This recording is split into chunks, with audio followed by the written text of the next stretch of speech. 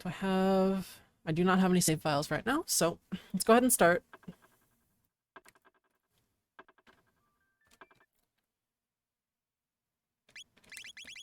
And we'll get a few any percent runs in. I'm gonna do no resets completely because I want to just get this down as good as possible. My goal right now is not to necessarily get like a super good run right now, but it would be nice. My goal is to get a decent submission video, which should be, for this category, I want it to be sub 240. I think that's very doable first try, but we'll see. That would be ma'am.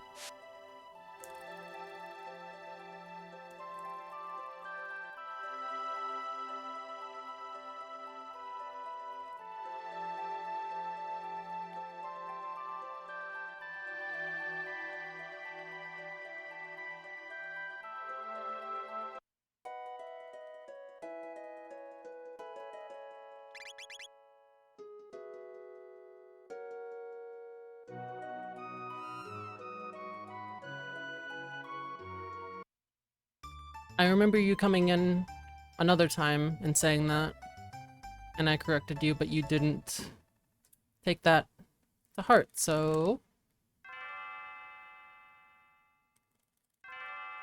we'll see what I do.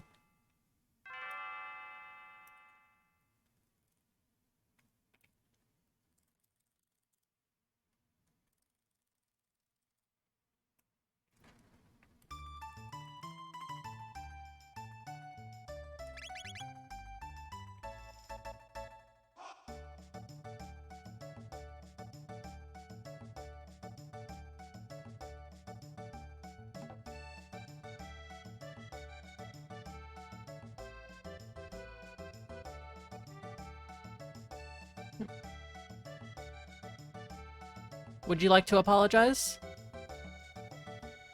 You have one chance.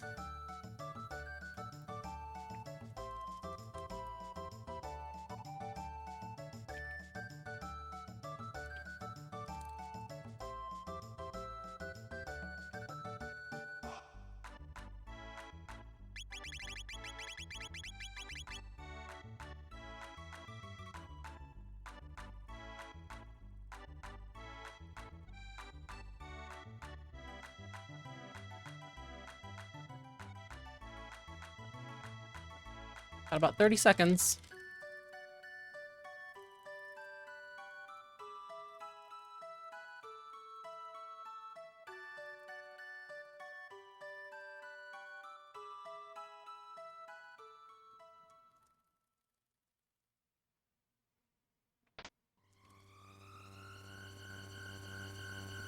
Well,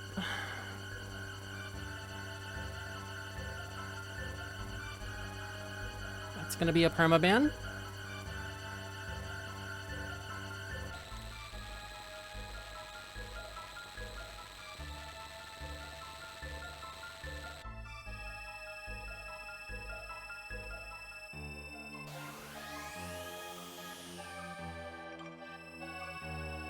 I'm even trying to be nice.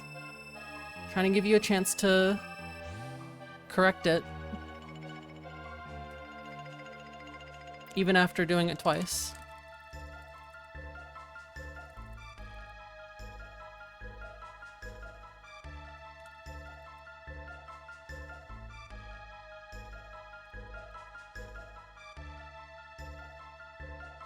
Anyway, on to the run.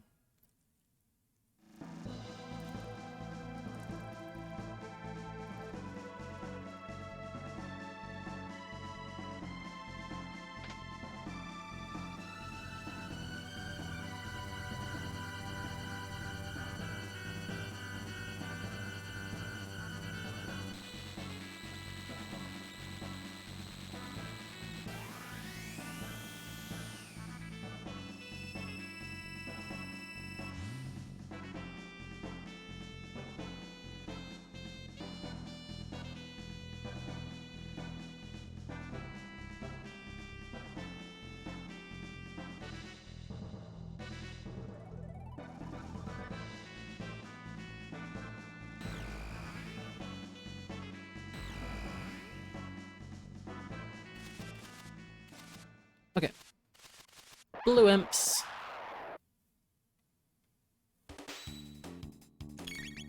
The goal with this fight is to attack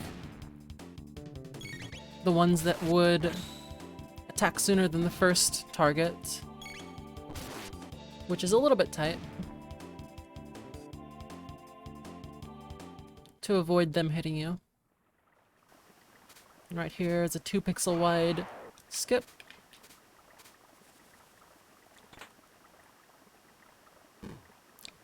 It's called bird skip, that happens 4 times throughout the run.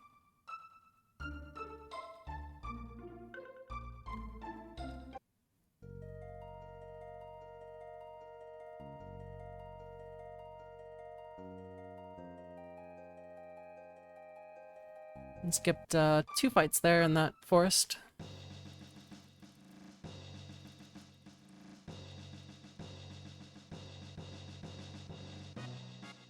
A lot of the movement in this game is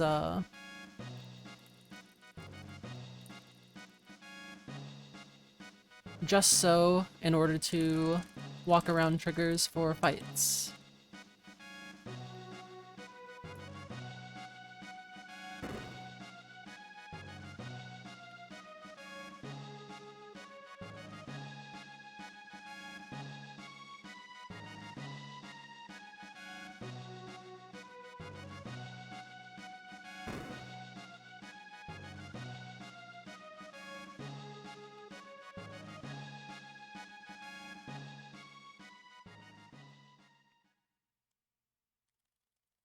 Be pretty sick to get a PB in this category. I think my PB is like 235, I think? Something like that. Which isn't very good, but it's not so bad.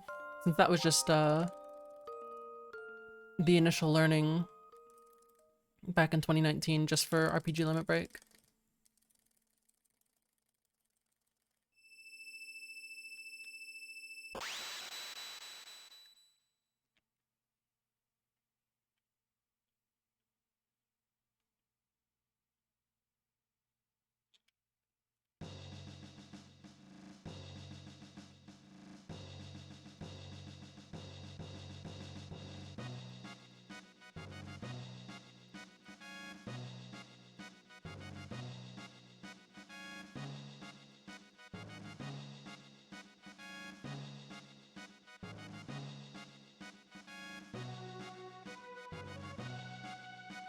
I think I'll go ahead and do a trial prediction.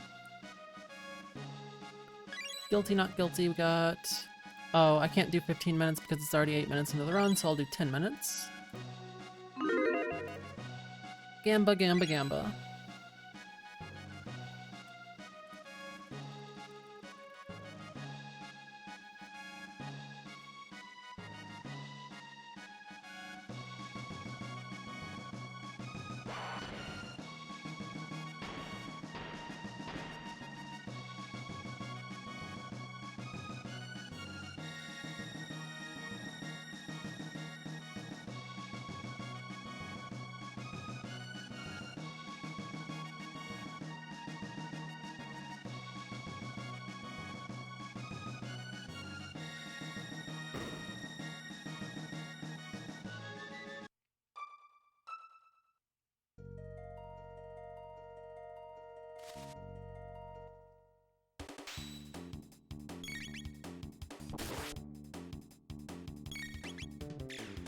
Suppose I could say to the GDQ staff that the RNG for this game is initialized by deleting all of the save files so that we know our starting RNG for the first fight, and then throughout most of the run, almost all of the fights are manipulated by following a set of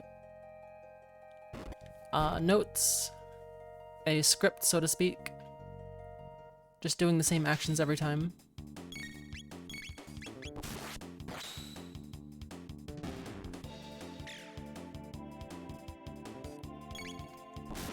So by doing that, we can determine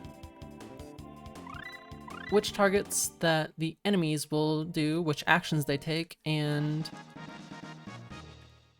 how much damage we do, and crits as well.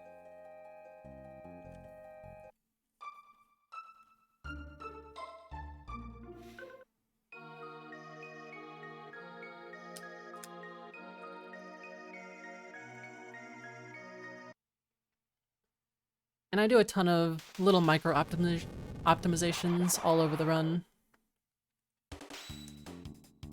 Such as stopping running there just to get Luca closer to where she needs to go once the cutscene starts there.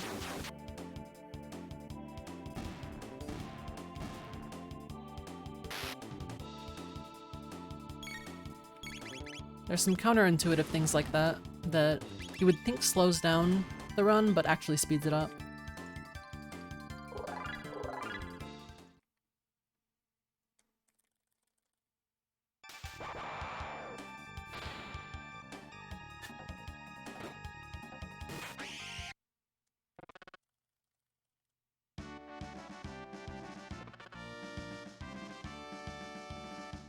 And I suppose I'll mention that the characters are renamed to one character, or one letter,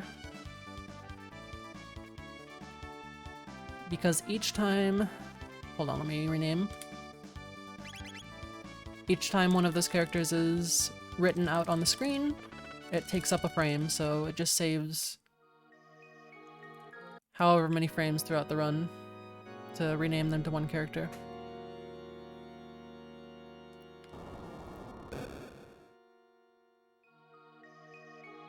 For example, Chrono's rename saves about 15 seconds in any % no LSS, which this is any % with LSS, Lavo Shell Skip.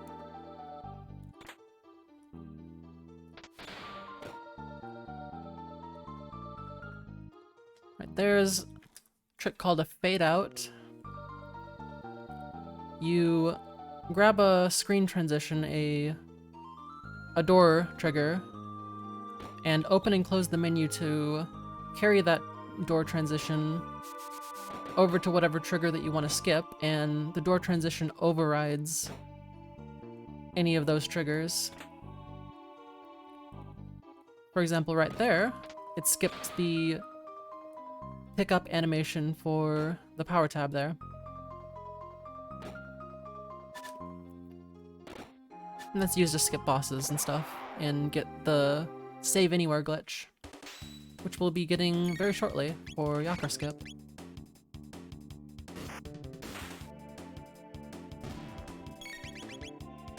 I was a little bit early on that. Doesn't really matter too much if Chrono attacks first, but it means that'll be an extra attack from Frog. But no, Frog did come up sooner, which is good.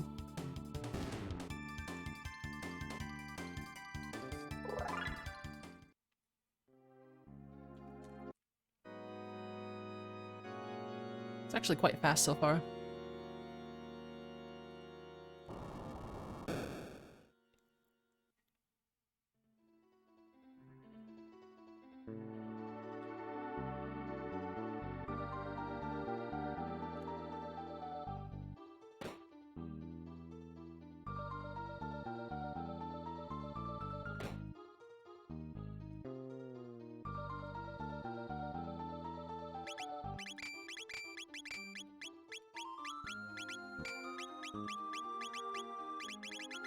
Pretty bad menu there.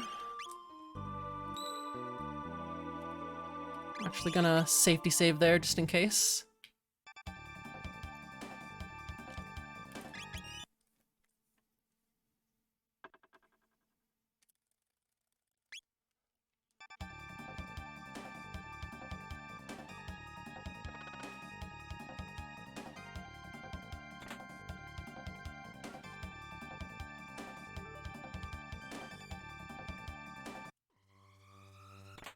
There's a lot that just happened. I wish I had someone commentating this right now. It's really hard to remember to do all that stuff, or to focus on doing all that stuff.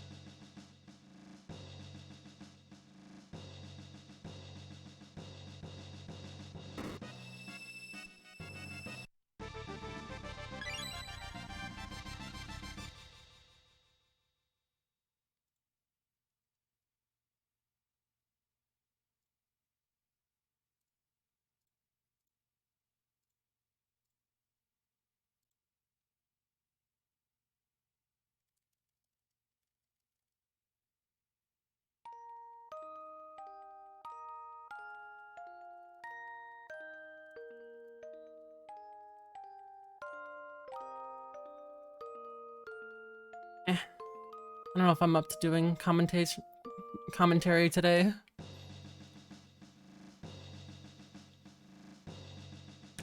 Oops. So I'll let go. Kind of low energy at the moment.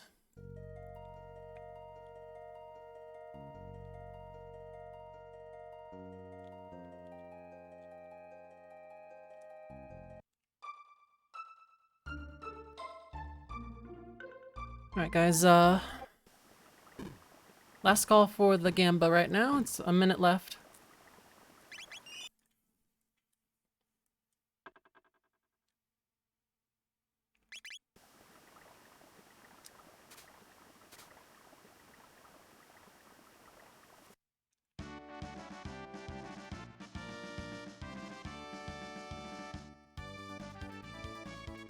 Someone's gotta put it on guilty. Although I guess I could just keep it up and say, if you lose your points. You win, you just keep them. In case no one puts it on guilty.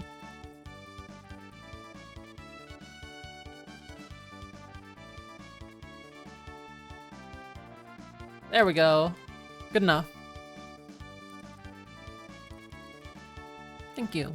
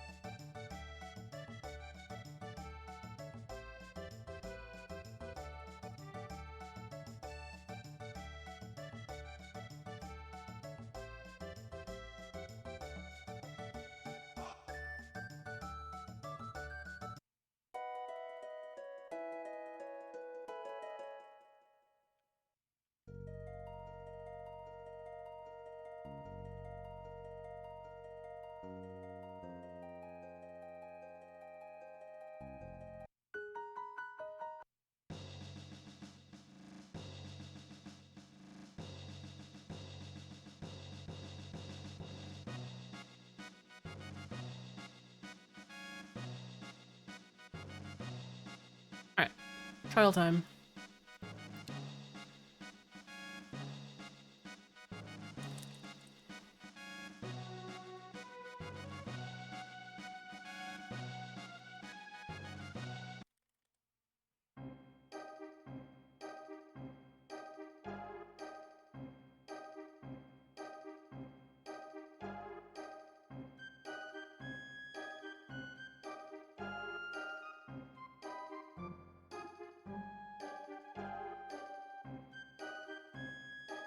I wonder what the theoretical limit for any percent US is versus the JP version.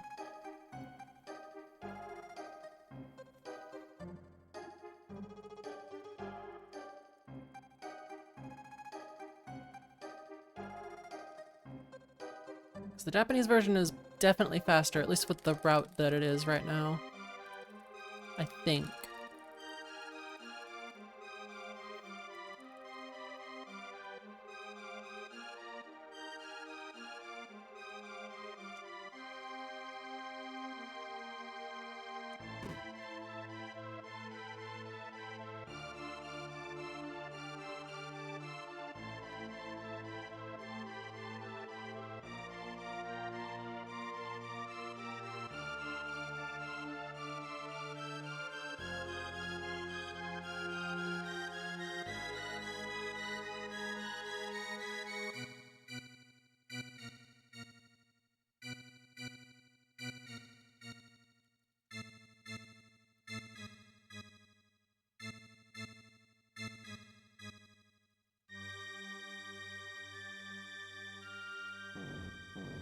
Guilty or not guilty? Let's find out.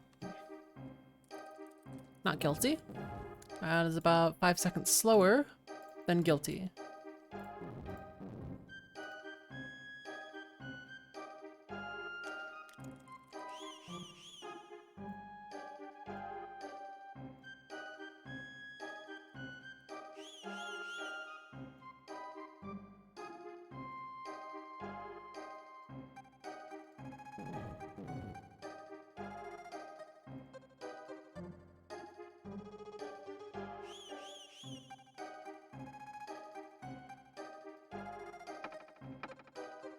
Okay, there's a green slime channel prediction up now again.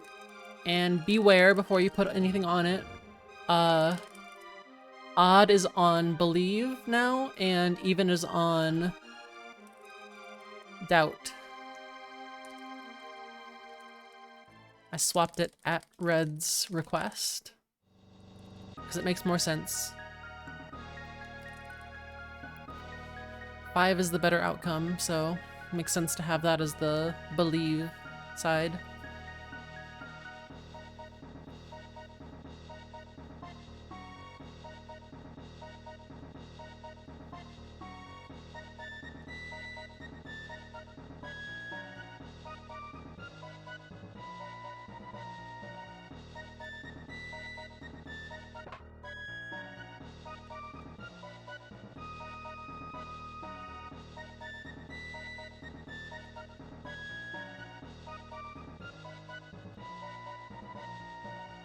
Maybe 23-0 something in this room transition. 02? 03.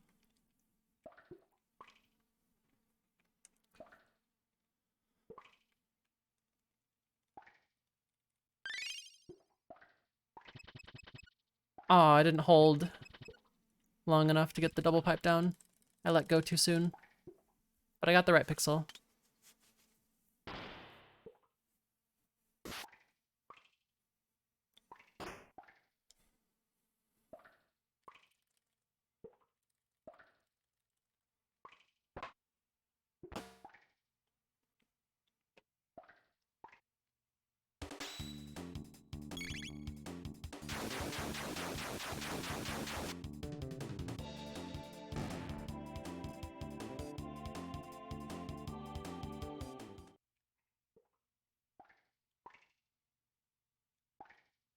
Going between those guys.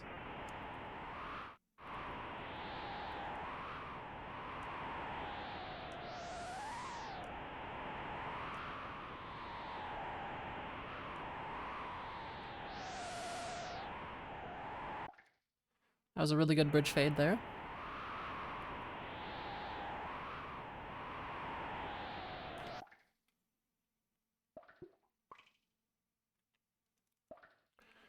Really good guard there.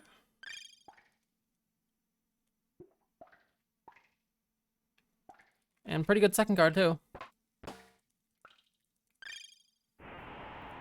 Made up for a little bit of the time loss so far.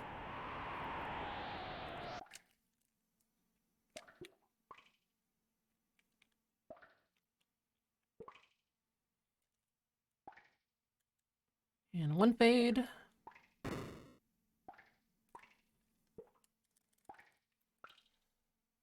And on to D-Tank.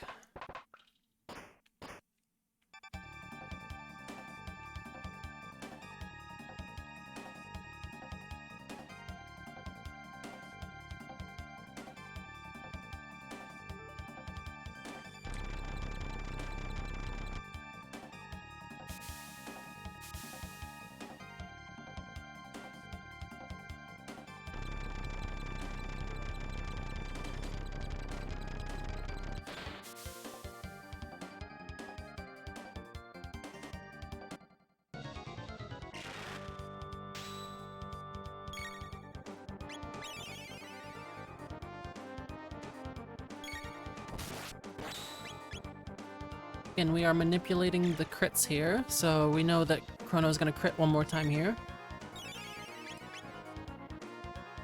And we want to kill the head as soon as possible to prevent any extra healing. Luke is also going to crit here.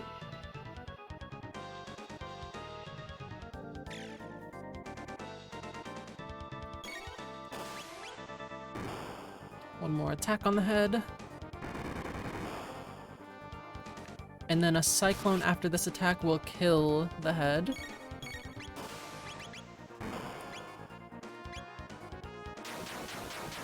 I did a little bit of an exploit there, where doing Chrono Cyclone and then holding in Luca's menu until the flame was over, or until the missile damage was over, causes Chrono's Cyclone to override the...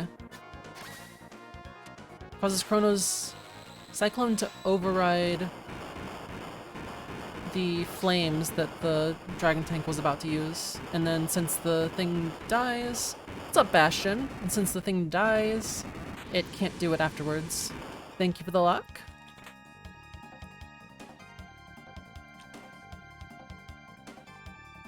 Doing some LSS attempts for some GDQ submissions right now. I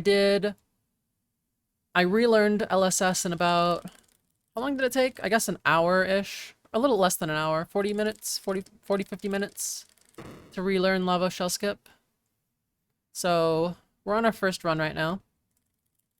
And I'm intending to do no reset run, so I'll be doing like marathon safe strats for the run. In fact, I should have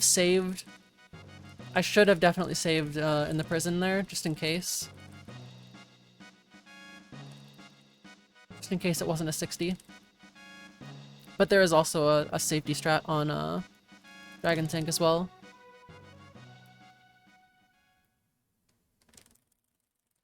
In case you drop off from it. Yeah.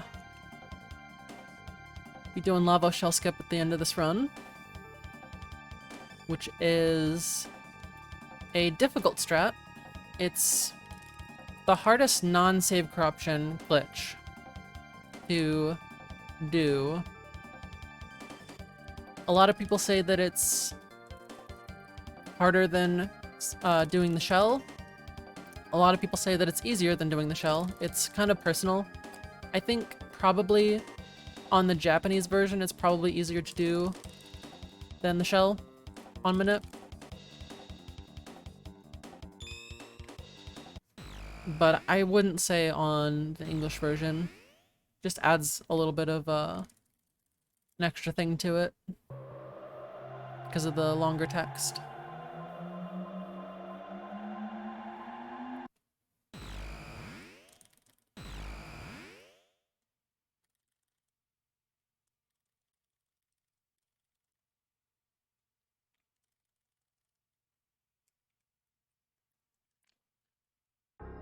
So, running on the English version right now.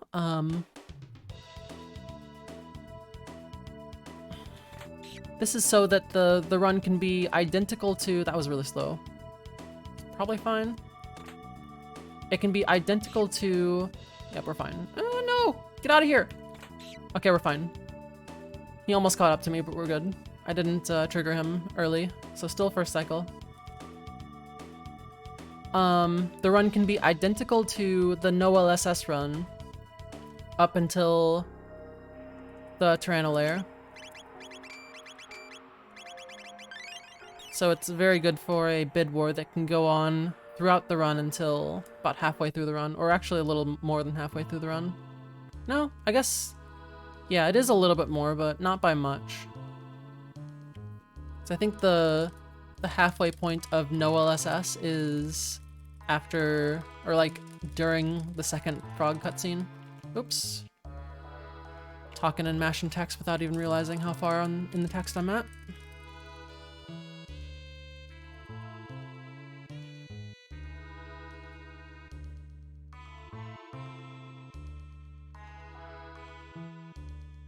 Alright.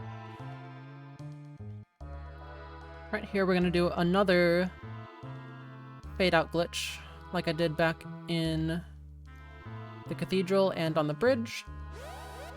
Skip the Guardian. So that's the Guardian skipped. Easy peasy. Oops.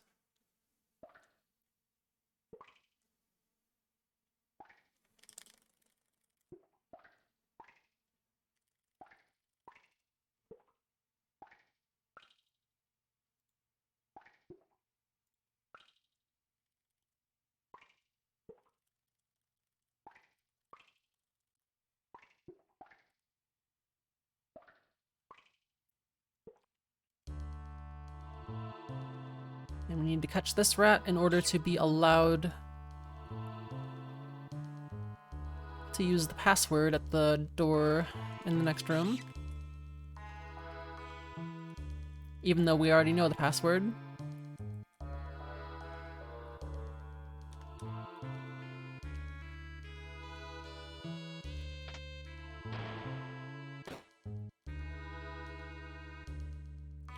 We're gonna attempt fast rat or fast bug here. Going under that guy fast, and then above that bug. Any slower and you'll trigger the bug there when you try to pass him up on the last one. And any faster and you'll trigger the top bug. We're gonna do another fade out right here to skip the first half of this Lavos cutscene. So we're not even gonna see the initial cutscene that reveals Lavos. Just them talking about the cutscene, basically.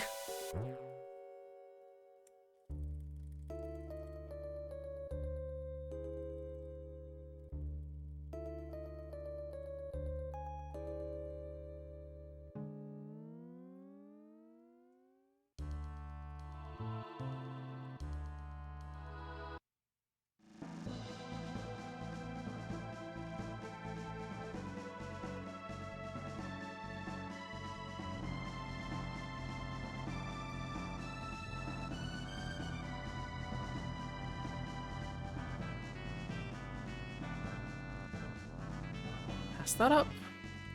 What's up, Shermie?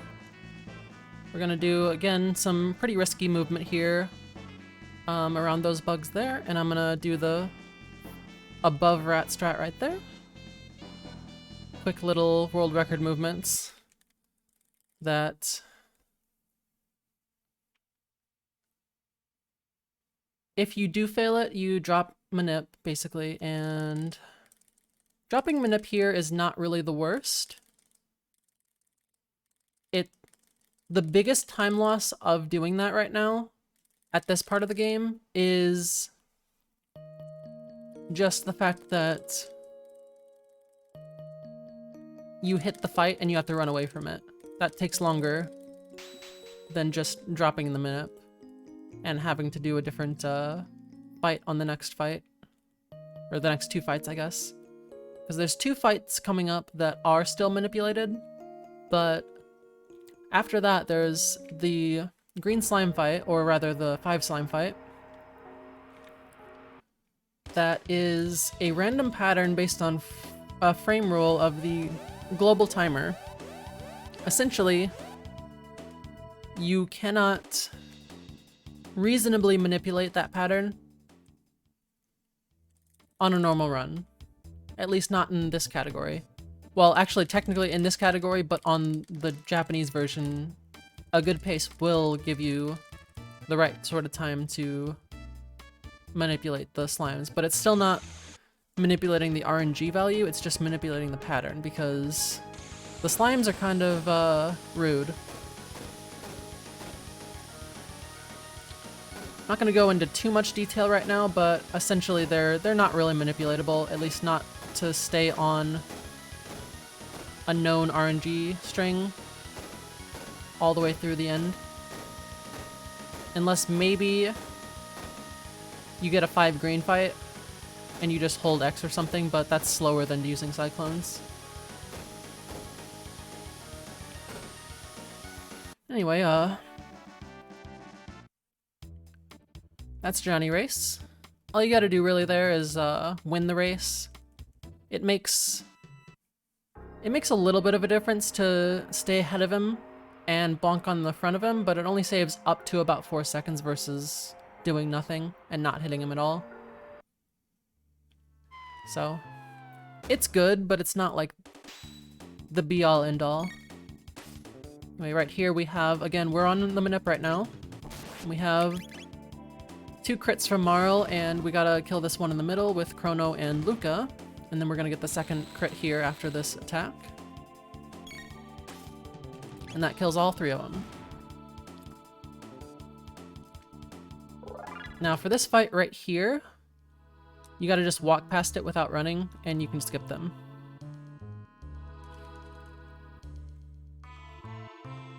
Yeah, no problem. I'm trying to get myself to do as much commentary as I can feasibly do right now.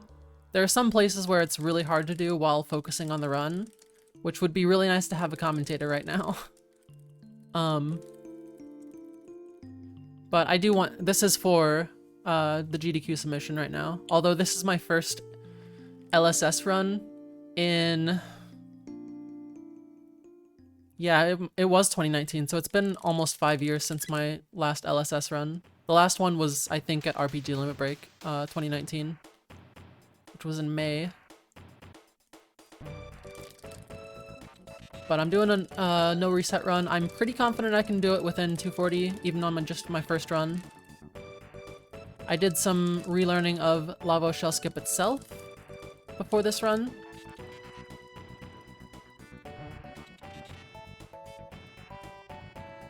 And I'm feeling pretty good about it. I did 3 of them before starting a run. It took me about 40 minutes to get those 3. I started from completely scratch because it's been a while, but I think I'm good enough to be able to do it within like 6 attempts.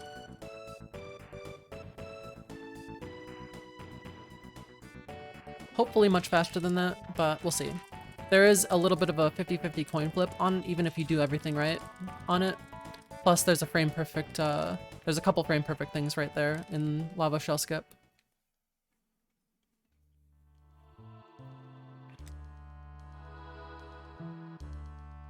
And then some tricky movement as well. Alright, into the factory. For this first slime fight, the acid fight, we are still on the manip. So I'm going to attack with Chrono and then Robo. And Robo will crit for 10 damage. And I'm gonna mouse over the mid tonic here. But not try to use it or anything, just have that ready in case I need it for the R series fight.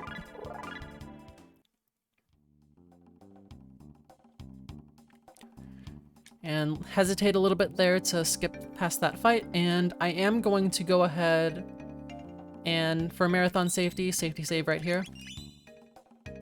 Just in case I mess up on R series. Run away from these guys.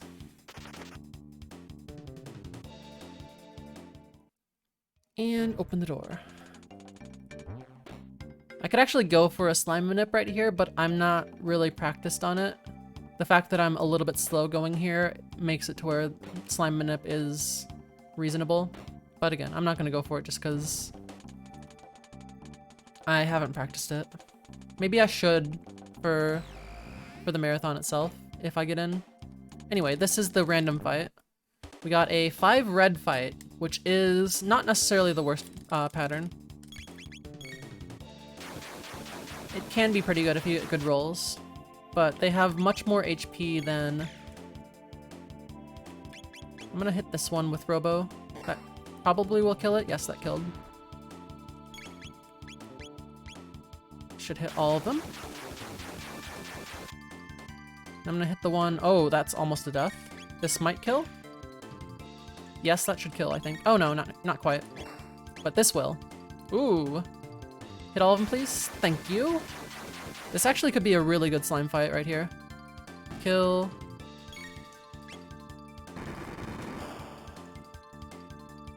Okay.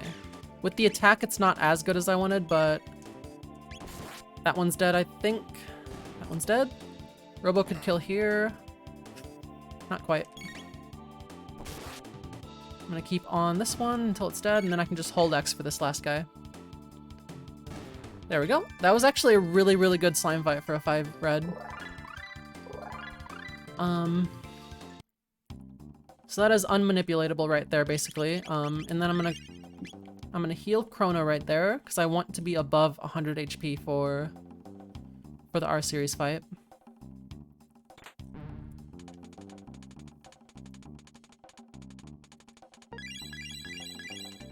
Honestly, this right now, this is still...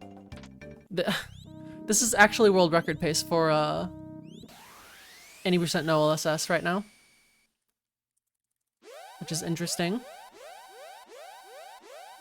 But that's not the category that I'm running right now. I need to get these I need to get the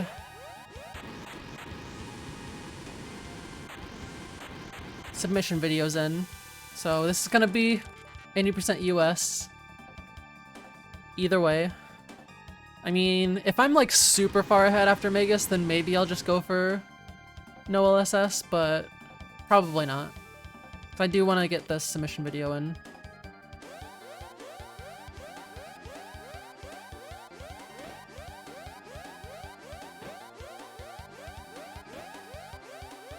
Suppose it also depends on how I'm feeling after it, but I will be doing some safety strats, so I doubt I'll be super far ahead, even if I do get everything perfect. So, right here, I'm going to line up on this pixel right here that I just landed on, and that is a little bit of a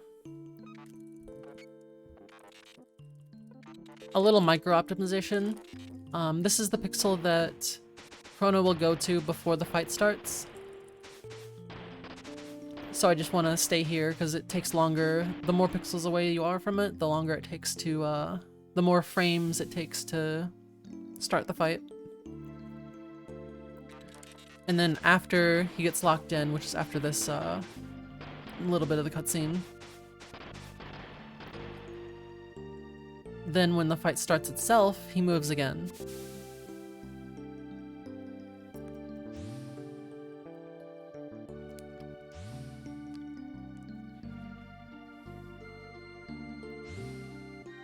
If you just go to the second position, then it'll go back to the first position, and then go back to the second position after the fight starts.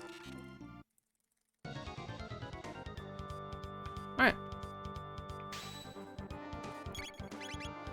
And then for this fight, I'm going to try to get as fast as possible getting these cyclones, but I'll hit the front row, then the back row twice, and then the front row one more time.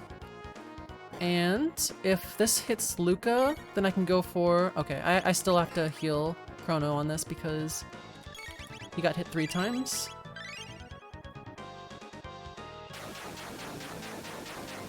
If he didn't get hit that last time, then I could have gone for the pattern where you just skip the mid-tonic, but just matters for a little bit of time. Well, actually I could have skipped it, but it's definitely unsafe to do that if you don't know for sure that it's gonna be good. 45:07, very, very good R series time right now.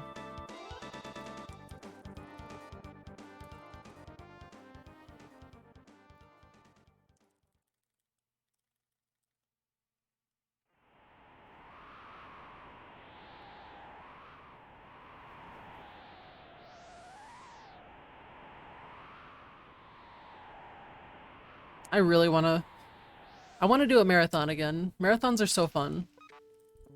SGDQ would be so fun to do. Especially if Red can come to commentate, and maybe one or two other people, if anyone else is able to do it.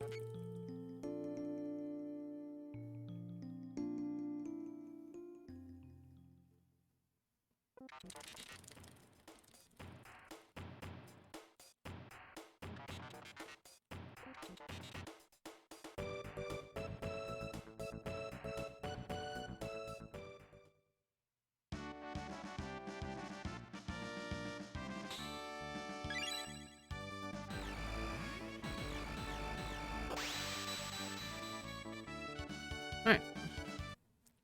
Now we're out of 2300 AD, going to End of Time to get magic, and then move on to the Glitch Gauntlet. So, for now, let's go ahead and do some cutscene stuff.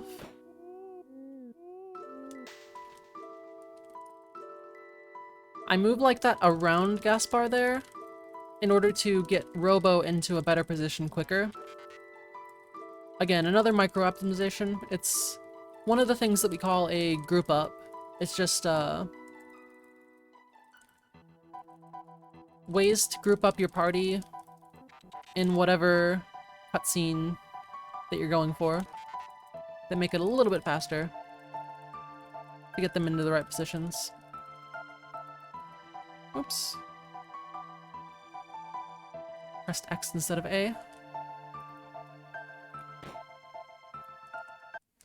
Specchio! The frog Specchio that you really don't get to see unless you're speedrunning. Because the normal amount of enemies that you would fight in a casual playthrough is most likely going to be too many, and your level is going to be too high to see this frog Specchio.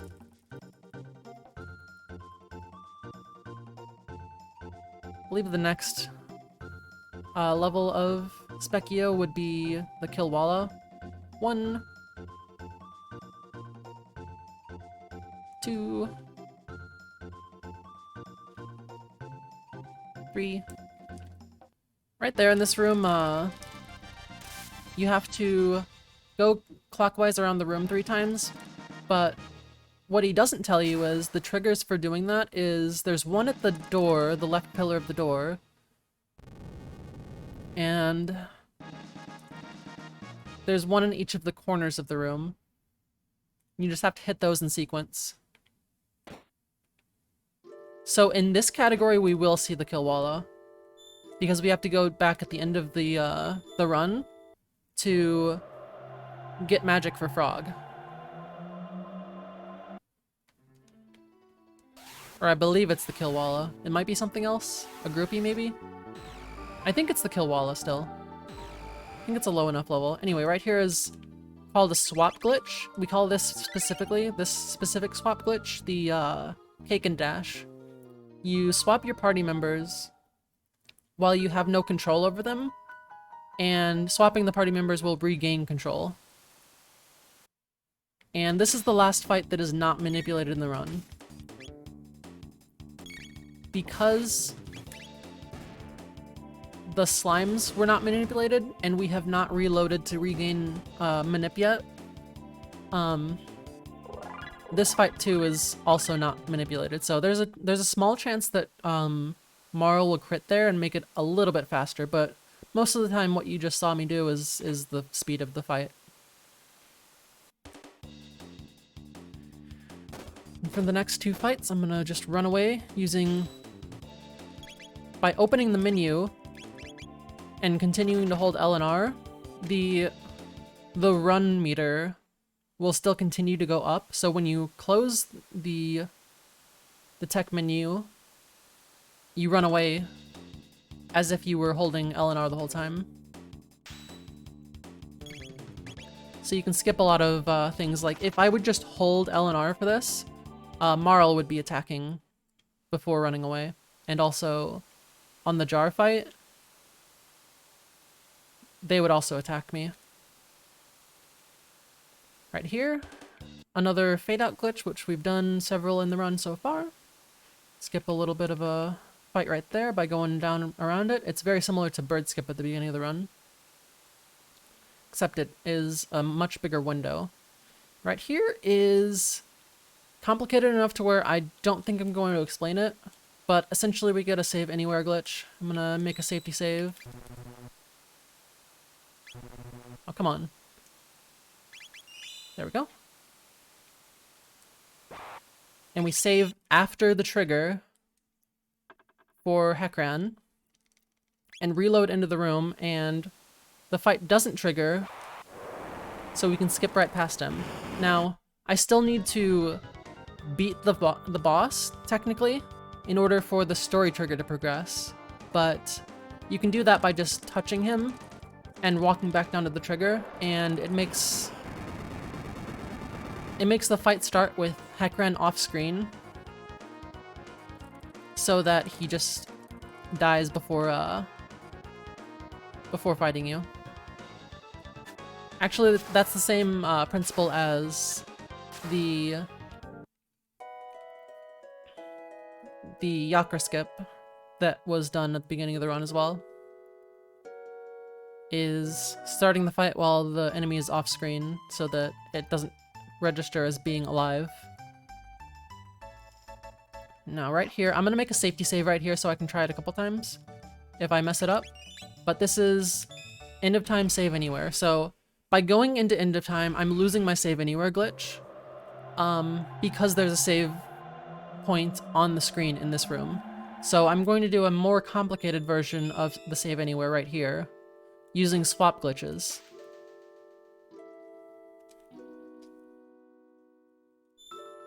It is a much harder version of it.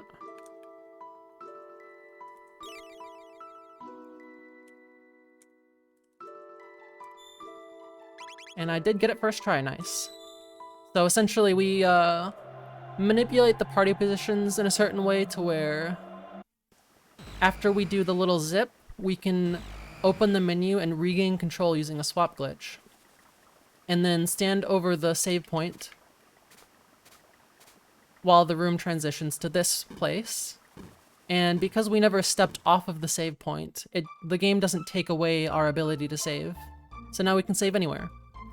And that's the most complicated version of the save anywhere glitch. Right there is end of time save anywhere. On other save anywheres, you just take a fade out over to the save trigger and do it that way. Which is much, much easier.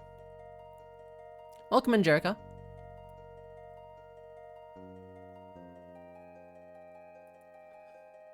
And now, the reason that I got that save anywhere right there, instead of just skipping that, is because I need that for a very similar skip as Heckran skip, where you save past the trigger.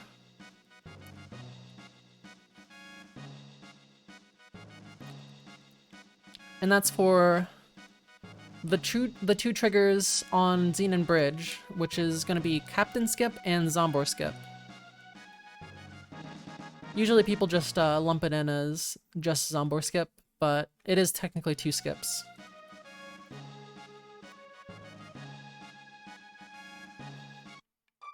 So we won't even see Zombor on the screen. And we'll be doing it the safe way, of course, by using extra save files.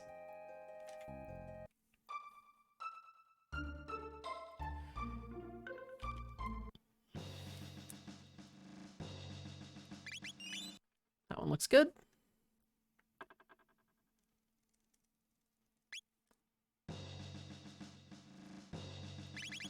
One also looks good. And if I had done this right, then this should be the Zombor skip finished. Yep. Good. So now we just walk out the bridge like this, and Zombor skip is done. Now we're off to Denadora Mountain. And right off the bat, we're doing another skip right here. It's called Tata Skip. Instead of going up that ladder to the left, we're going to do a little bit of a clip. Standing right here, we can do our menu really quick. And then I'm going to save right here, since I still have the save anywhere glitch. Reload. And when I reload, I'll be at the top of the mountain, or the top of the cliff there. And I reloaded very specifically in order to get a known value here. So it's going to be a 195 right here. And then I'm going to run away from this fight before it finishes, after Chrono attacks the second time. And now we're on a known value for RNG for the Masamune fight. Now all we gotta do is just climb the mountain and skip every fight along the way. So that fight, right there, you just move above it. Yeah, I generally assume people know the story for the glitched runs. And then you have to get up to here fast enough, otherwise that fight triggers there. Grab a mid-ether here. There's another fight here, but holding right doesn't actually trigger it. There's a fight there. There's a multi-minute gauntlet here that I just skipped by walking around it. Right here. There's another fight that you just skip there. One more right here. And two more right there that I skipped by walking in between them. Then I'm gonna grab the speed tab right here on the left. That is for Chrono for the Masamune fight. And organize, use the power tab and the speed tab that I just got. And this room. Looks like I got Fast Bird. There's a frame perfect movement that you can do right there to avoid the screen scrolling and skip the animation and get a early cycle bird right there to get up that ladder faster. Oops. And now after that, we skipped all of the fights except for the very first one to get back on the crit RNG that we need to be on. And now we're on to Masamune. So it's a 2-fight fight, I guess. First separated.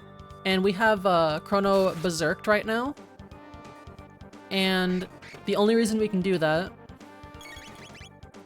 is because we're manipulating it. So if Chrono attacked the right guy, they would counter him. But since we're manipulating, we know that he's gonna attack the left guy every time. Attack Chrono, and then we're gonna do one more fire, and this one's gonna be done. And I'm gonna, oh, I'm not set on Rocket Punch because I got a 5 red, so I need to make sure to set on Rocket Punch there. On the slime fight, if you have green slimes, you generally use Rocket Punch on Robo. But since I didn't have any green slimes, Rocket Punch isn't actually worth using.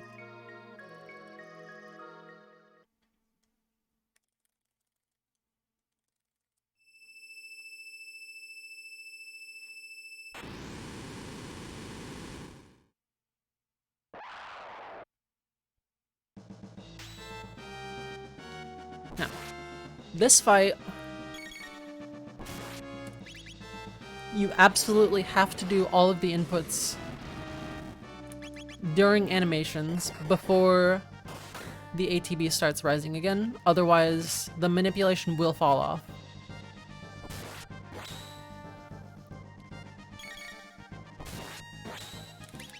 And that's due to Masamune's targeting mechanic that is based on his position on the screen.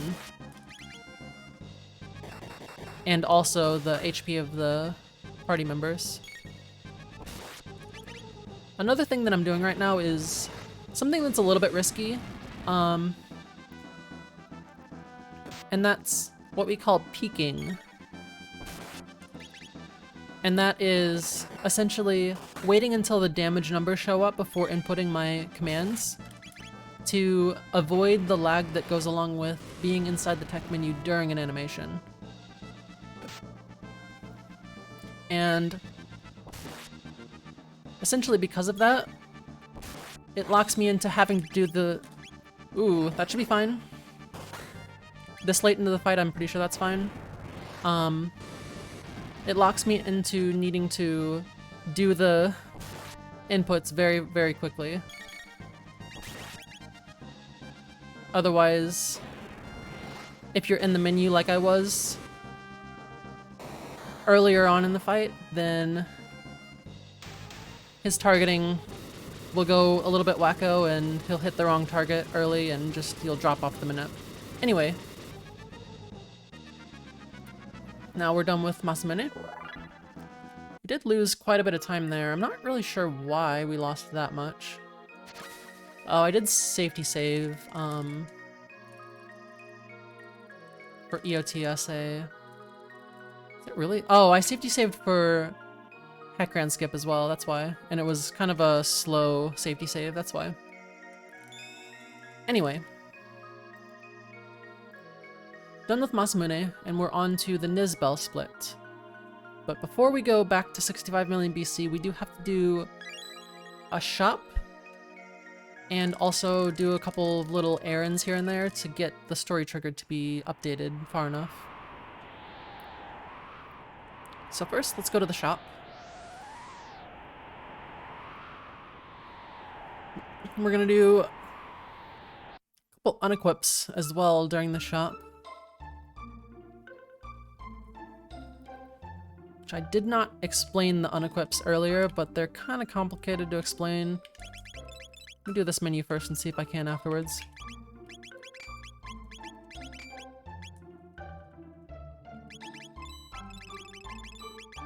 Oops.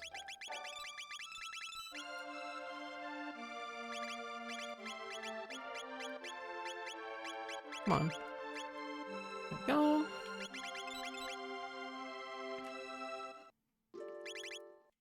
Then swap to Lucamaro. So what the unequip does, it's a glitch that allows you to obviously unequip items on your party members. And what it does for you is, the first thing is detrimental. It reduces the armor that you have. So you take more— oh, that's bad. That's an interesting fight to run into. I'll just have to reload in a second.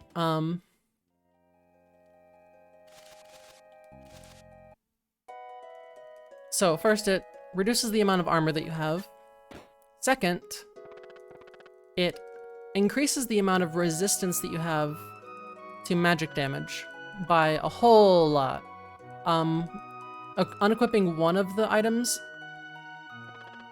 raises that to about 75%, and unequipping the second one raises it to over 90%. So you take much, much less damage to magic, except for fire damage, which is unaffected. The other thing that it does, the last thing that it does, is it raises the damage that you do with magic damage. Not physical, but only magic. I'm gonna do— 1 second, I'm gonna do a bright load right here to get back on Manip. That looks good.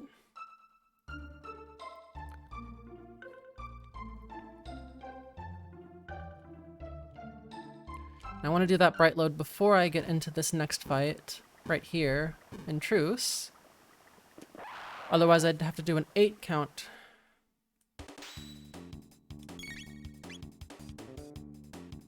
After this one, which takes a lot longer to reload. So yeah, that's a little bit of a backup right there. There's several of those over the run that you can just use to get back onto the Manip. Next, gotta go over to Melchior, but first, since it's any percent, I need to get the speed tab here. Now, I honestly forget if it's the bottom item or the top item here, so we'll see in a second. I believe it's the bottom one. Yes, we're good, so it's just that one. So now we have the speed tab for Luca later during Chrono Lair. I'm gonna do another fade out, skip the cutscene here with Melchior. And then we're on to 65 million BC. Now I saw Chrono move downward, so I don't need to check on my RNG. Or not my RNG, my story trigger. Because I know that it was updated based on him moving downward. But if I didn't see that, then I would have to save to check the story progression, because it'll tell you a different, it'll tell you the rare red rock as the save file, if you got it correctly. Now right here, I'm closing the text box at the right of the screen for the last one, when that Reptide is at the right of the screen, because the pattern of movement of these Reptites is based on when you close the text box there.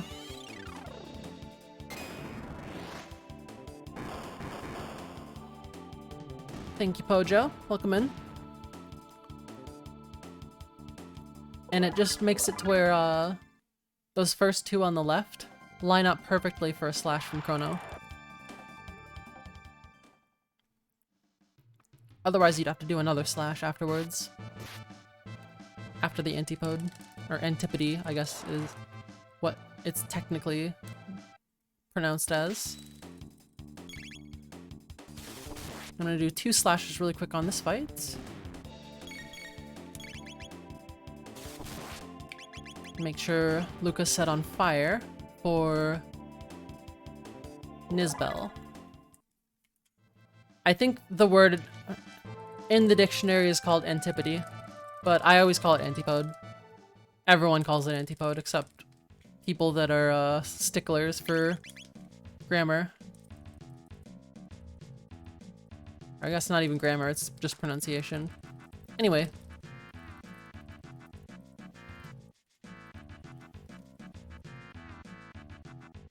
I'm always gonna call it antipode, because it sounds better to me.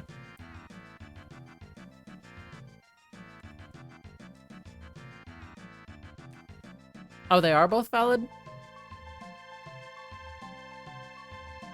Huh.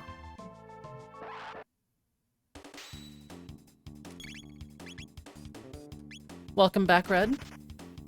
We are on to the runs. We did 3 LSSs before starting the runs. Took me about 40 minutes to get into the rhythm of it and get 3 LSSs. Now right here, we're gonna swap out Marl for Robo here. Because Marl in this soup cutscene loses a bunch of time. Because you have to wait for her to talk to Ayla, dance, and then talk to Ayla again, and then dance again, and then you can progress the cutscene.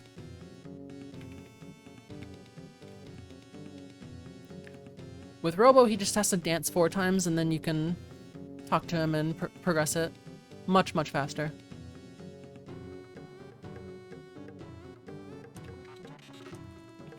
And I'm gonna go up and around Ayla to get to the right, which is just a little bit of a micro-optimization.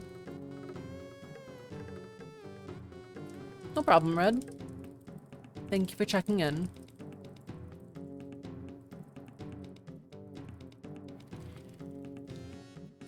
And then for this little mini-game right here, you don't have to mash as fast as possible to progress this faster. It's always going to be the same speed. It's just whenever it ends, you just need to have downed more soup than Ayla.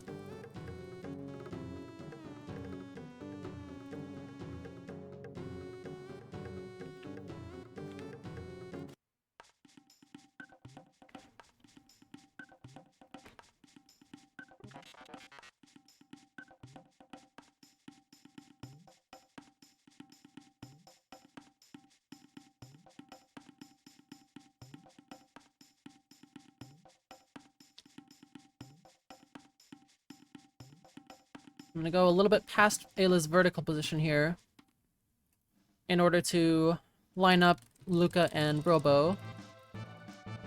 Minor little optimization again. And I can just mash B right here and it'll be Luca guaranteed as my third party member. And now we're headed out. There's tons of fights in this forest maze right here. First of all, I'm gonna do a little another fade out here to skip the Kino cutscene, and then I'm gonna move around all of the triggers here to not get any fights here.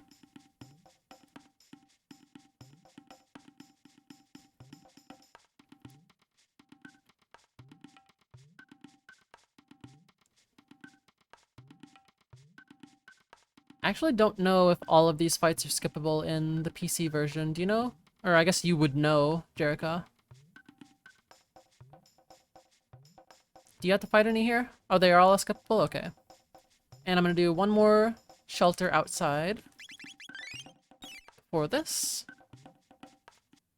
And then onto the reptite layer. And there's not really any reason to safety save before Nisbel, so I'm not going to be doing that. Because it's basically impossible to lose to Nisbel on this category because the lightning doesn't do any damage. It does like a couple damage to the unequipped characters.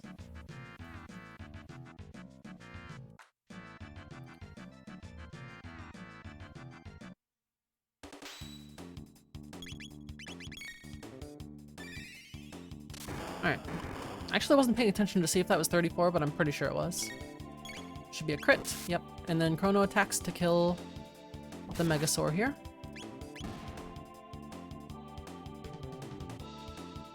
Thank you, Cubit. Oops. Go, go, go, go. Now we just move around these guys a little bit. Skip all these guys in here. And I'm gonna wait until this ape is almost, or a little bit past, before moving past him. Then menu trick to run away from these guys, and we're on to Nizbel. Now I need to do a magic scarf, berserker, and unequip the vest on Ayla. Perfect menu right there. And Nizbel time.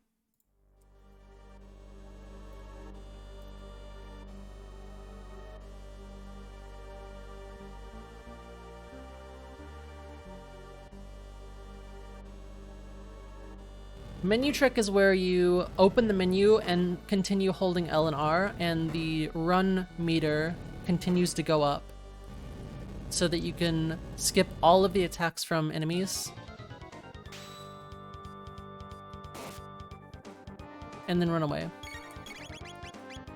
Right here, we're gonna do lightning as soon as Luca comes up in order to skip the quake but have the right ATB for the rest of the fight. We're gonna get crits from now on for the rest of the fight. From Ayla. I'm gonna mash out a fire.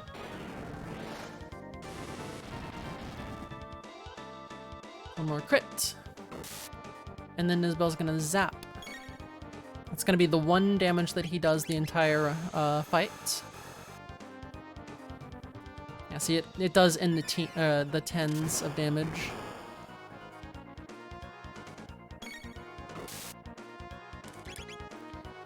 Crit plus fire. I'm gonna do crit plus slash next.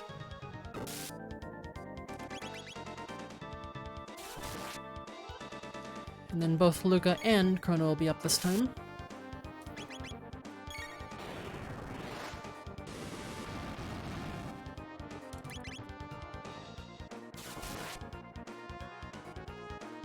One last crit. Oh, it's actually just an attack, but that's fine. And then one last slash to finish off the fight. I think, yeah, the crits must have just been offset by one, but it doesn't really need to be a crit on that last one.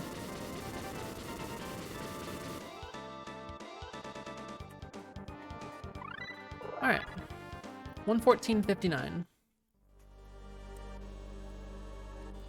Pretty slow, but not really a big deal on this kind of marathon safe run.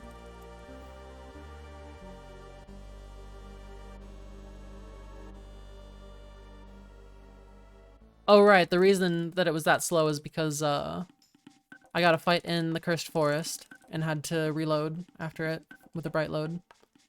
Forgot about that. It's funny. Surprisingly fast considering I got that.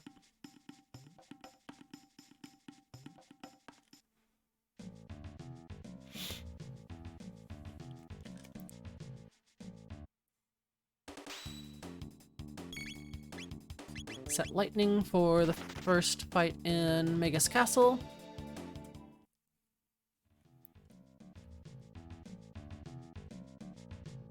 And I'm gonna need this Berserker for Frog. So I grabbed that because the Berserker that we had is still on Ayla.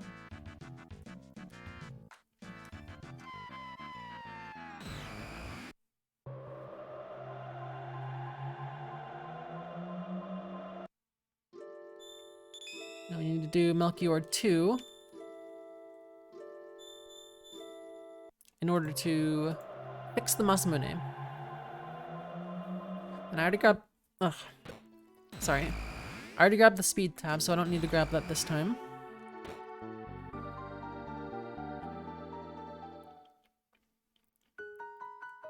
In this room, we're gonna fade out into the basement. And during this fade out, we're gonna swap to Maro Luca. And that'll skip a lot of the text during this cutscene, because Luca will not have to help with getting the Masamune. And then we're gonna push into Melchior during certain times of the cutscene in order to speed up his animations and cause this to go a lot faster, potentially. Like that.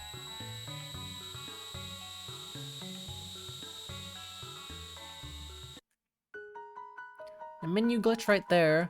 It's a little bit hard to tell that anything happened there, but I opened and closed the menu during that black fade in order to speed up the transition into the top room. That happens a couple times during the run. The one there is the easiest one. Then there's also one for Lavo Shell, or entering the Lavo Shell, and then one for entering the Lavos Core fight. I believe that's it for this category. Gonna do the third bird skip here. No problem, that is a 2-pixel window to run upwards and skip the bird fight there. If you hit the bird fight there, that is bad and you need to reload for this one, because that will drop your nip.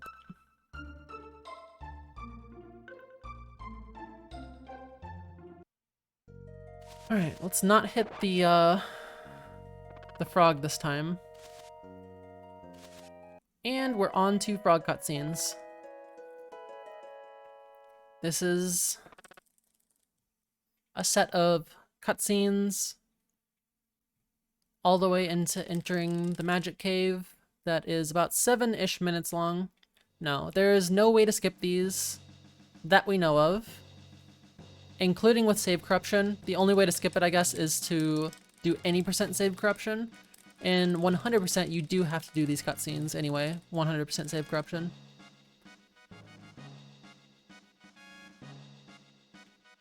In order to get through to Magus.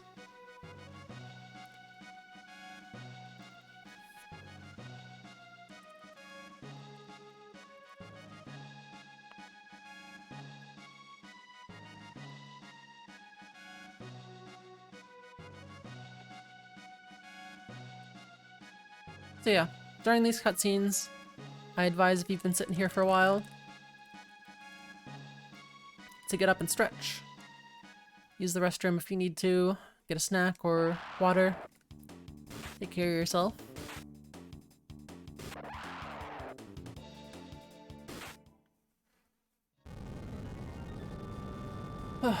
Okay.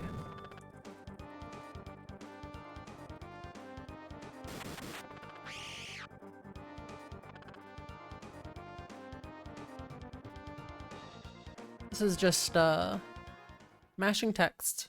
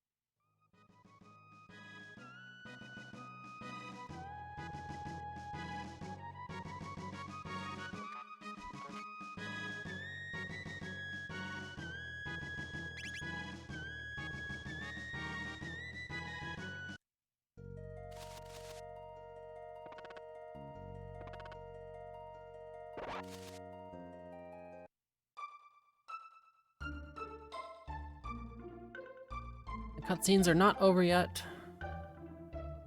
Still have a couple minutes left on it.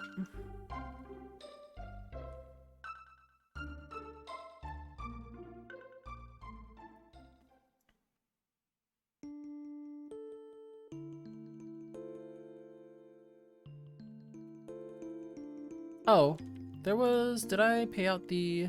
I did not pay out the Gamba earlier. It was a 0 green fight. So there's that. Sorry if you've been waiting for that for a while.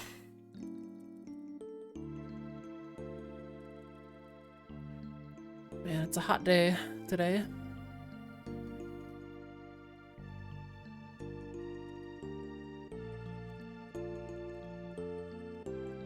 Well, hot for March.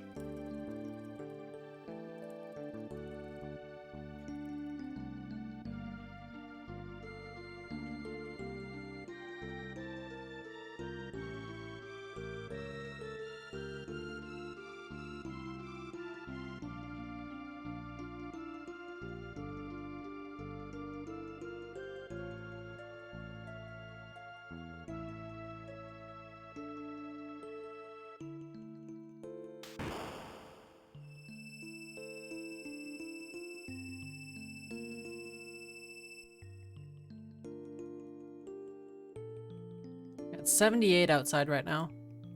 Wow.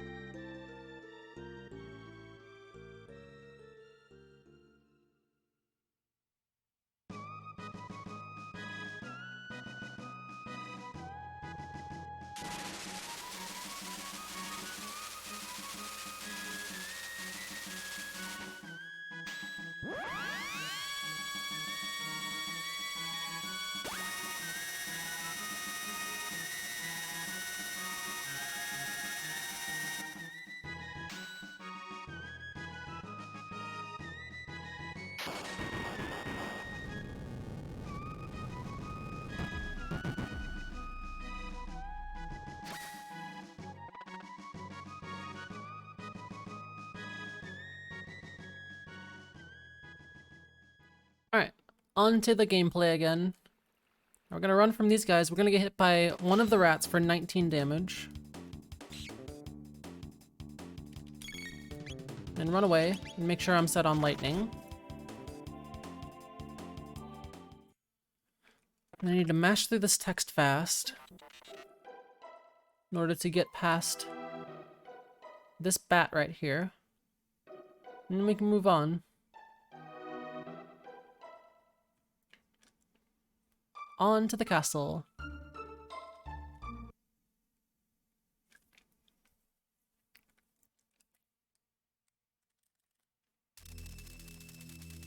Bat.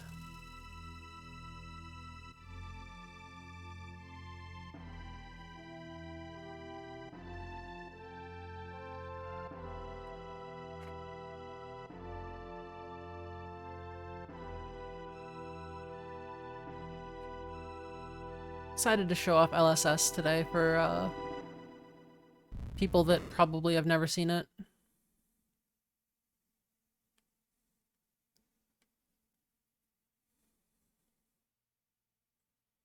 Kind of missed this category as well.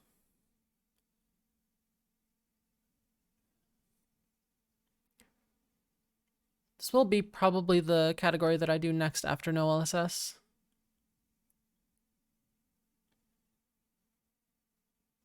But I'll be doing it on the Japanese version, which is faster.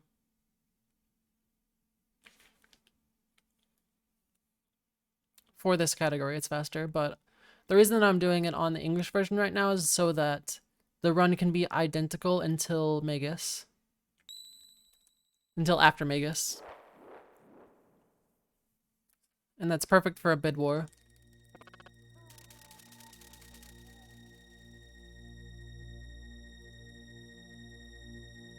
So you can keep it going through the run.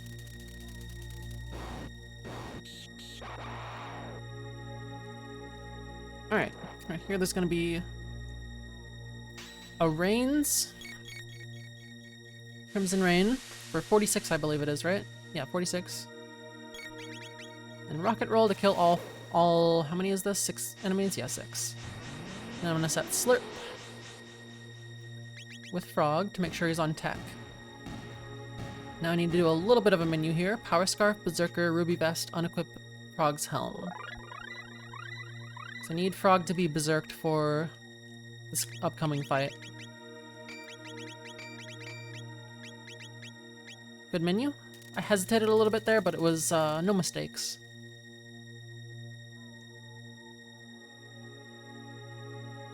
Let's get past these fights here. And we're on to Flea. Now at any point here, between these fights, until Flea, you can reload, or until after Flea, you can reload to get back on Manip just in case. But between Flea and Slash, you do have to stay on Manip, or there's not really a backup, so you just have to do non-Manip Slash, which is doable. It's not really that big of a deal, but it is best to not have to do that. But Flea is a very, very easy fight, and Slash is just memorization. It's not particularly hard. Not necessarily even memorization, just following the script. It's not very execution difficult. Anyway, for this fight, we have a little bit of an exploit going with Frog being... Oh. I'm gonna heal, because Chrono needs to be not the lowest HP right here. Okay, we should still be fine. Yeah. Frog needs to be the lowest HP here, so that this little exploit happens where Flea does not attack, and it's just a little bit of a loop. It's a memory exploit where Frog will continually attack, and Flea will choose the wait option on the list of actions that they can take. And just makes it to where you don't even... You just sit here and watch Frog wail on them for the whole fight.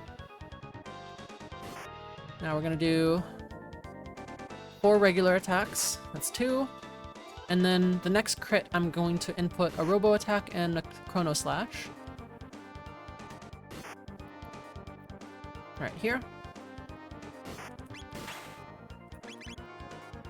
Luckily, I was able to remember or notice that Chrono was low on HP and heal.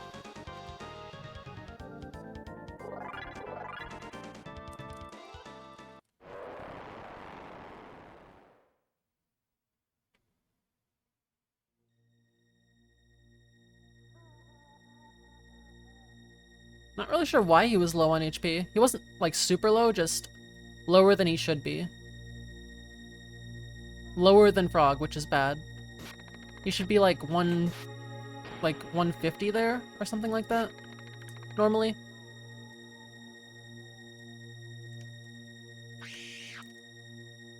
Anyway, this fight right here is just Frog will attack. I'll slash this low left one. And then he'll attack again. And I'll do one last slash, unbuffered.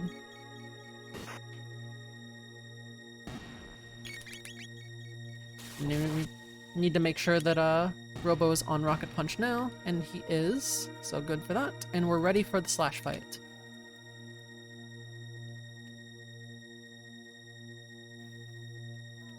Like I said a little while ago, this fight is just a long fight that's not particularly... Yes, this is the standard manip. I am on the right RNG right now. It's not really difficult, it's just a long fight. You just have to stay focused long enough and know where you're at in the script. It's pretty long. It is longer in Glitchless, I believe. Because these slashes are much stronger than they would be in the Glitchless version. So you have to just do attacks, which means that it's harder to get Frog to the right crit windows.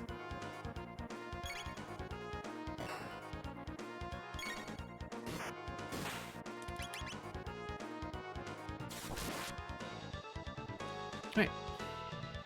I'll attack Frog. Then I'm gonna hold X for Chrono and Robo, and then Frog will attack one more time after that. And I'll set mid-tonic for Chrono.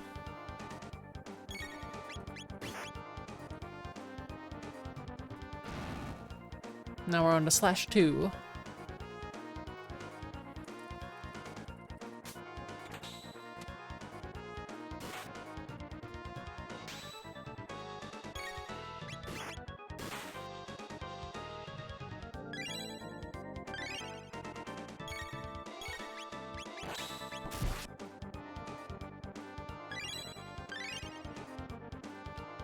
For this fight, Robo only gets attacked by the magic damage, which doesn't do much damage, so we don't have to even worry about his HP right now.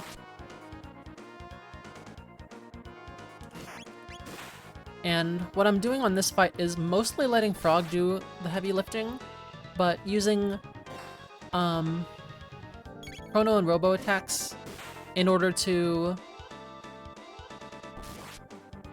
bump along the crit timer to have Frog do as many crits as possible.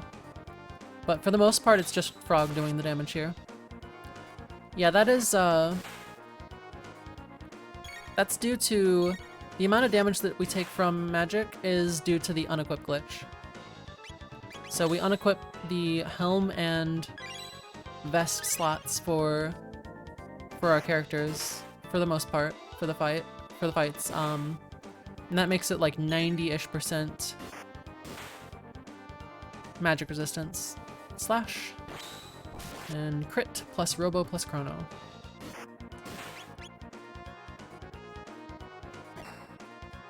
Attack Frog one more time.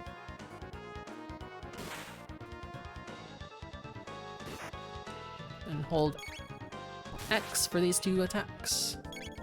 Then one last crit with a counter on this one.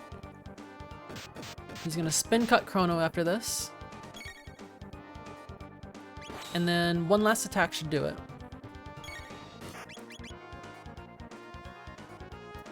Good.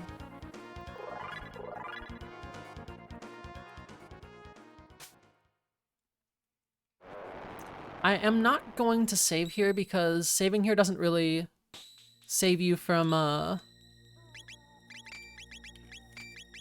resetting. Or rather, saving here, you don't really need to reset back to that point if you get into extra fights or anything. It's just, you're gonna lose time, you're gonna get to Mega still, but it's fine. So, for this first fight, we can do a no menu, which means we don't get into the tech menu for this. And then I'm gonna set X Strike on Frog. That's for the 4X Juggler fight that's coming up at the top of the Megas Climb. And then for the rest of these, I have to do the menu trick, so entering the tech menu while running away.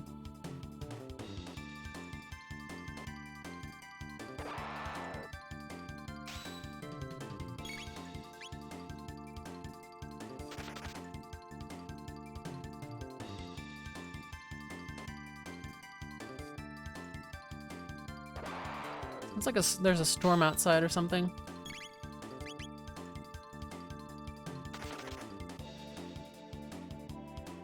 Potentially. Alright, that's those 4 fights.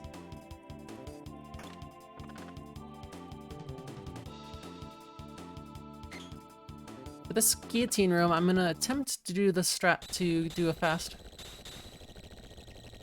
guillotine. Oops, that was a little slow, so unless I get a really fast group up here, no, it's not gonna be fast enough.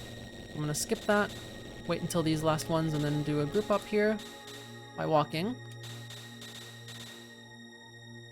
Got stuck on terrain a little bit there, that's why I couldn't do it. I'm gonna be safe right here. You can stop walking in front of these rollies to avoid fighting them, and I'm gonna take this one safe as well. Go in between that.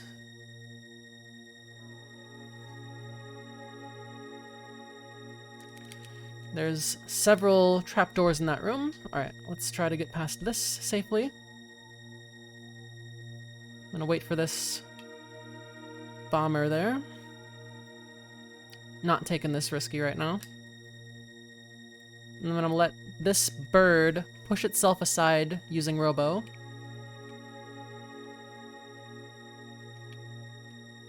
And now we've skipped all those fights. Alright, now I need... oh, I actually don't need to switch in this category. It's just Robo for this fight.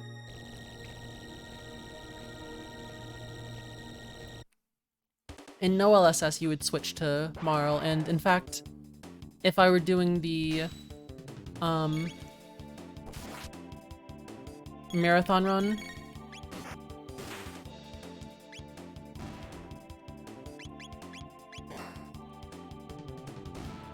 then I would be using Marl here.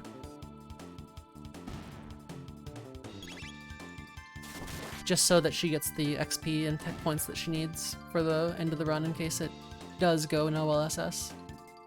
I need to switch to Luca here.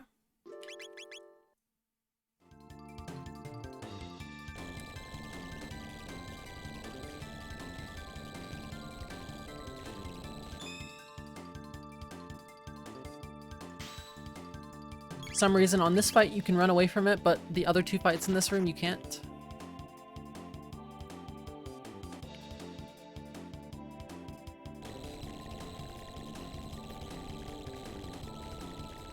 And then the 4x juggler fight, and this is where we use the X strike that we set earlier. Slash that guy to put him on magic defense.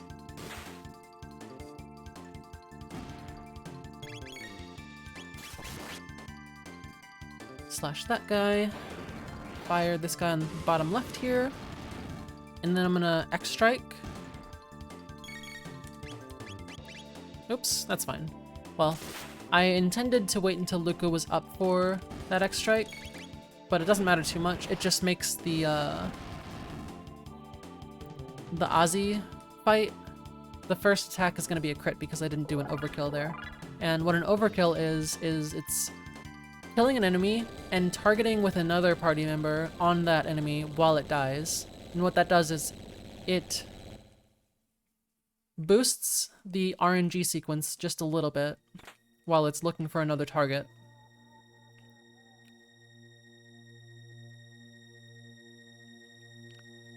So it advances the RNG just a little bit more. Alright, here's Ozzy. And I will safety save on before Magus just in case.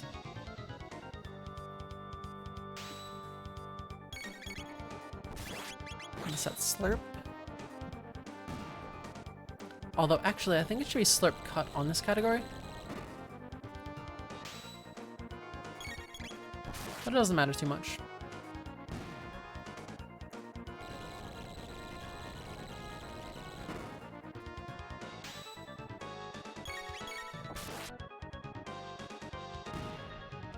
Anyway, this as long as we have this last hit be a 119, we know that we're on the right RNG.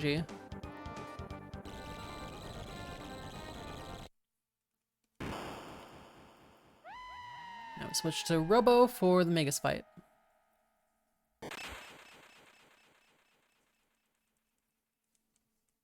And I will go ahead and save. Oops. Just in case.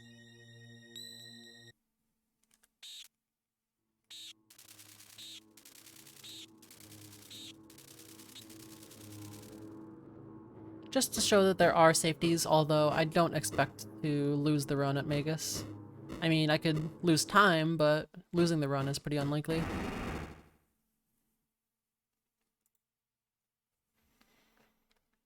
Even if you get the extra dark matter, it's kinda irrelevant.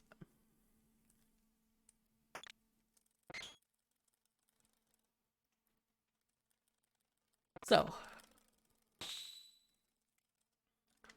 as we've been saying for the whole run, the fights are manipulated, so we are going to know what all of the barriers that Magus uses are. It's going to be 2 shadow barriers followed by 2 lightning barriers, and by the time we finish that second lightning barrier, he's going to be transitioning into phase 2.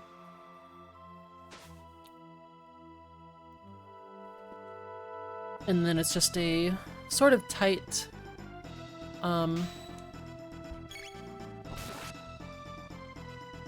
input pattern in order to skip the second dark matter. But if there is a second dark matter, it's not really the end of the world. It just means that Frog will probably die. But Frog doesn't need to be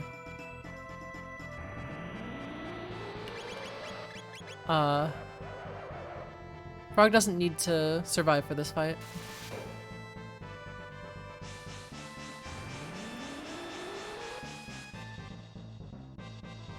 Another shadow barrier.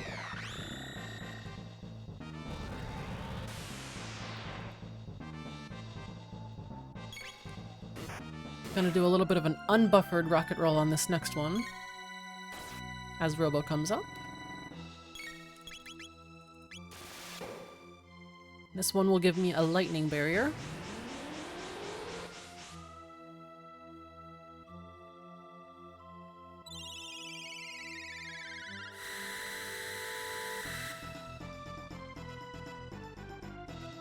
Okay. Geyser, Mid-Tonic Frog, Lightning, and Frog Attack.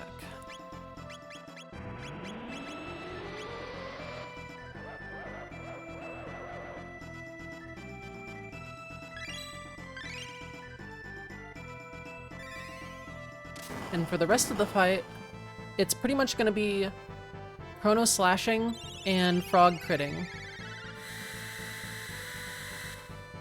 So, Frog's going to attack here, and then Magus will attack, plus I'll do a slash on him, and then I'm going to do a switch over to Chrono to do another slash really quick.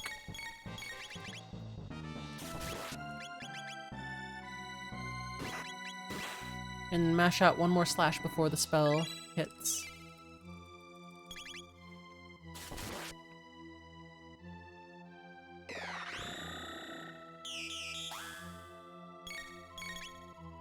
Crit slash slash crit.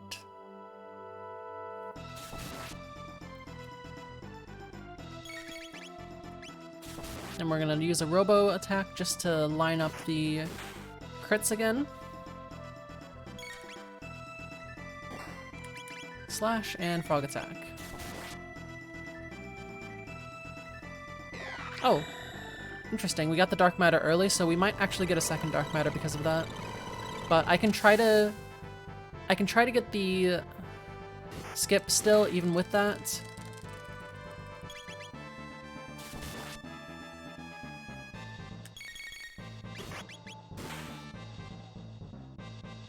We'll see. I can try to get it still.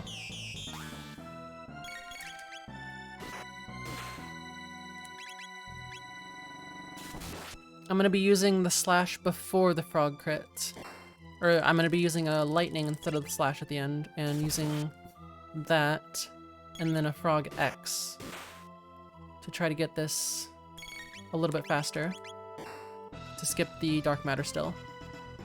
Normally this would be a frog crit and then a slash, but because I'm doing it in a different order, I have to do the lightning instead of the slash. Yep, we still skipped the dark matter, so honestly, not too bad right now. Not a super bad pace or anything like that. 147, low 147 is still quite good for using safety strats and stuff and hitting a fight that I didn't want to fight.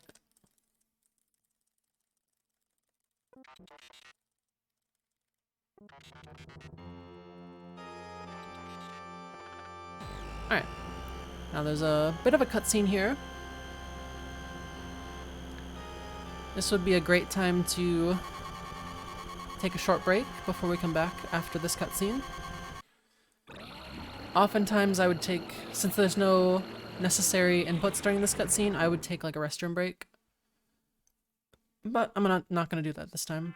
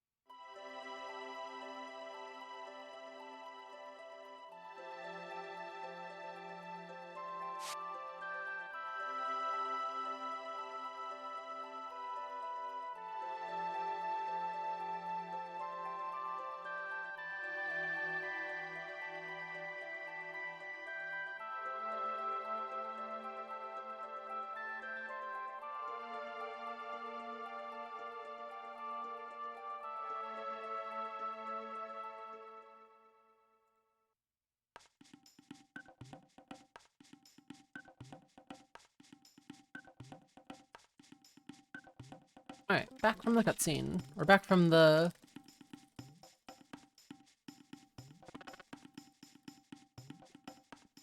part of the cutscene where you don't have to mash.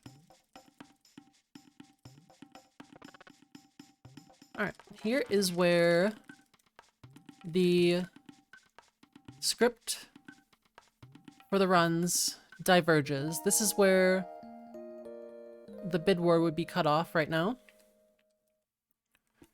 And I'm going to be doing the faster version of Tyranno Lair that does not use Marl, uses Luca instead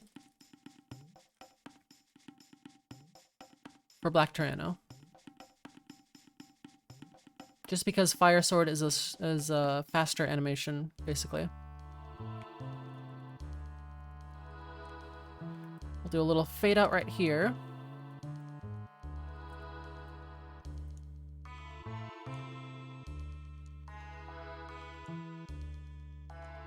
Skip the cutscene here. It's a decently long cutscene. And then head up to the Dactyl layer, or the Dactyl nest, rather. I'm gonna trust the notes and say Frog Slurp Cut instead of Slurp, since I don't do the Slurp on the shell because this isn't, not gonna be fighting the shell.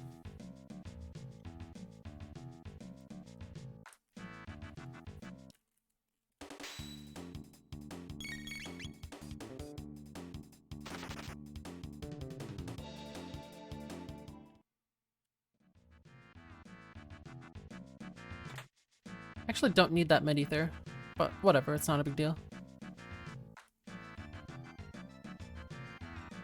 We'll grab... I do need the Mesomail apparently, so let's... That's a pixel perfect skip right there. You just go to a certain horizontal pixel and run straight up to skip that fight. Mesomail, and then there's one more Dactyl skip right here that's also pixel perfect. Right there. Pretty fast Dactyl skips.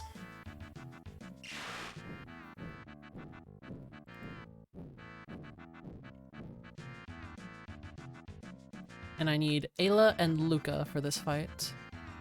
Or for this, party swap.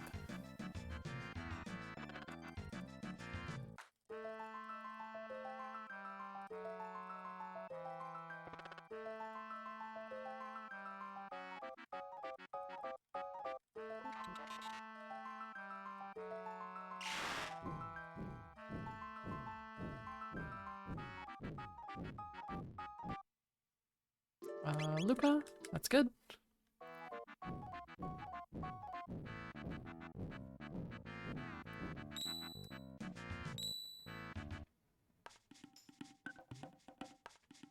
Oh, I didn't mean to open that there, but we can do it now. Power Scarf, Power Glove, Mesomail here, and then Ruby Vest, and then Speed Belt. And then I need to do the Speed tab. Oops, not that far down. Speed tab on Luca. That's good.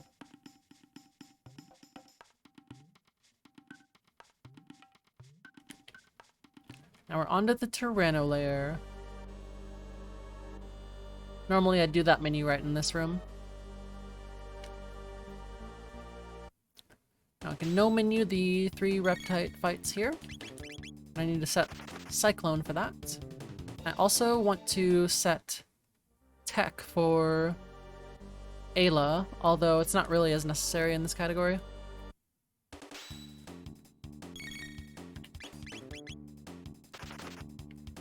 Mostly for peace of mind.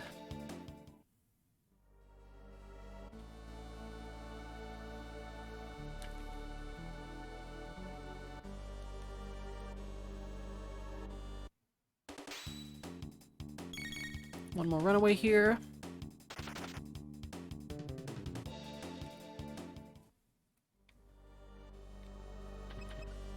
Cool.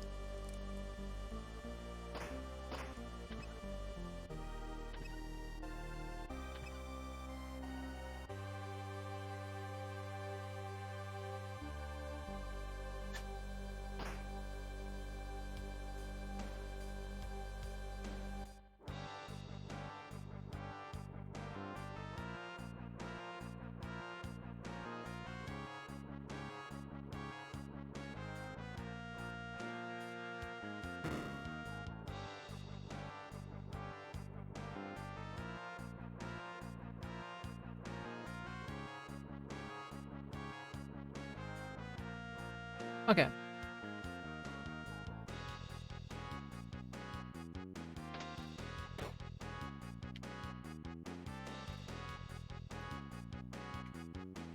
Oops. Can go for button skip, but I'm not going to be that crazy.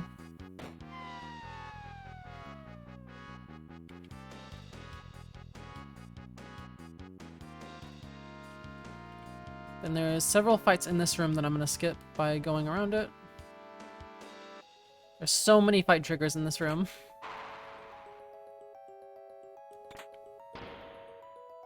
Just some clever movement to avoid it. And then fight this guy. Do a Cyclone. Oops. And then attack with Ayla on the center guy. And this center attack should do 129 damage. Good. As expected.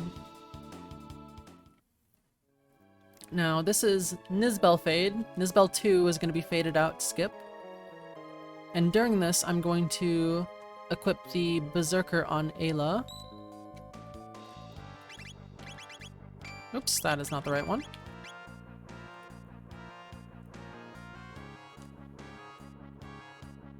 Then one more volcano fight in order to get Fire Sword.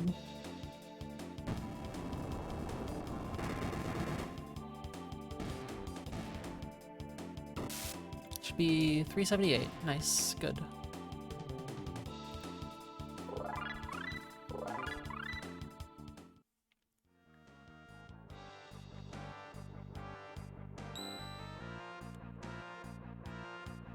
Couple more fight skips here. Actually, several fights in this room as well. And then just to play it safe, I'm going down the center. I actually don't need that full ether on this category.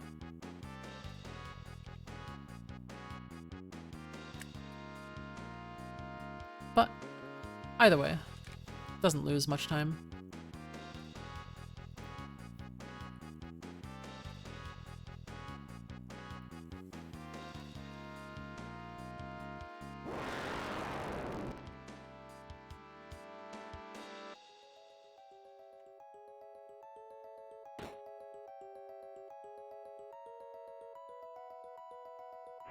And on to the Tyranno. I suppose that would be a place where I would save just in case. After the first volcano, I would probably safety save in Marathon, just in case. But this fight's not too difficult to finish. Even if you fall off Manip, you can still just heal up before the second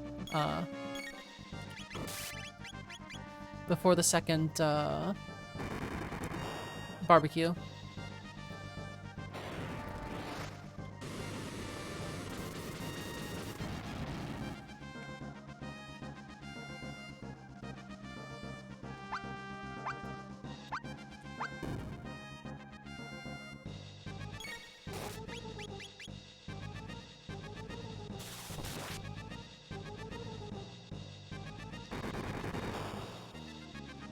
Attack Luca a few times.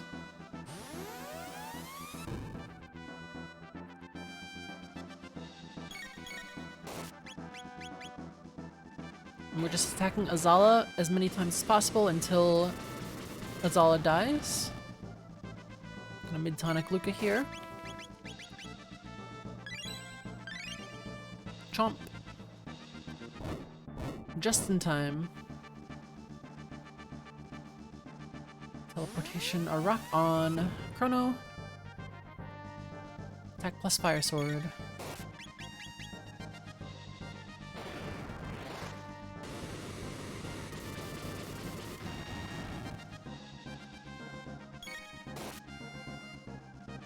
Attack plus Fire Sword plus Break. So now Azala would be taken care of for the fight. The rest is just on the Tyranno itself.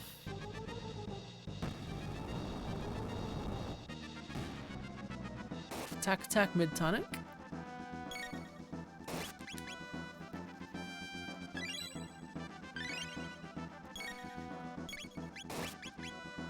Mouse over mid-ether. Crit Fire Sword.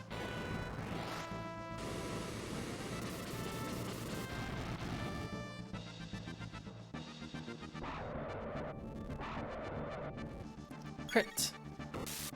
Attack plus Fire Sword.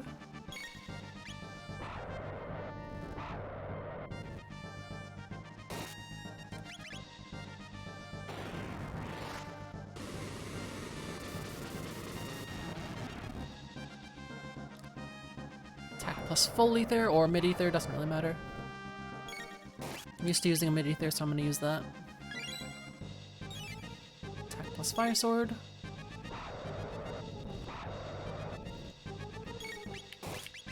With Chrono this time, because I need to do an unbuffered Fire Sword on the next one, and that's really only possible to be fast enough with Chrono.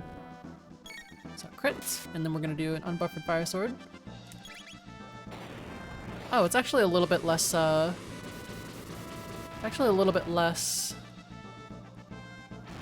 tight in this category apparently, because that was a lot of ATB left.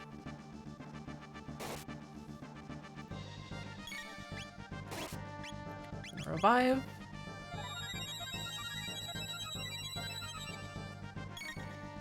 And then it's gonna chomp. Plus we're gonna revive again.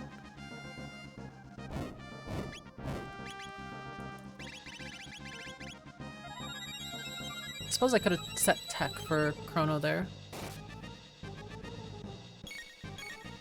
Crit. Attack, crit.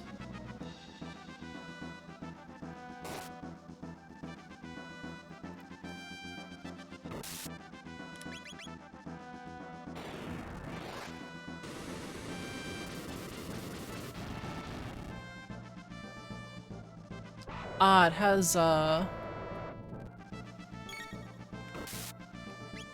Chrono Fire Sword in there. Count plus Fire Sword. I'm gonna do Chrono with that one.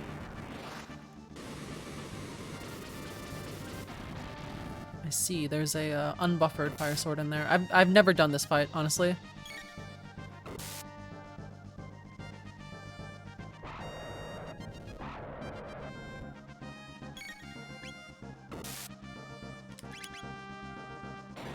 This version of Black Tyranno I've never done, but it's basically the same as the no LSS one. It's just slightly different, but here we go. 1. And then Fire Sword, and this should be it.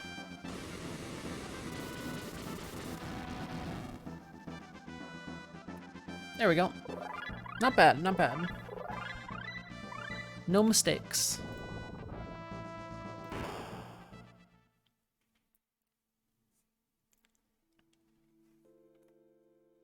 So I was legitimately... I didn't realize there were actually that many differences in the fight. I thought it was essentially an identical fight.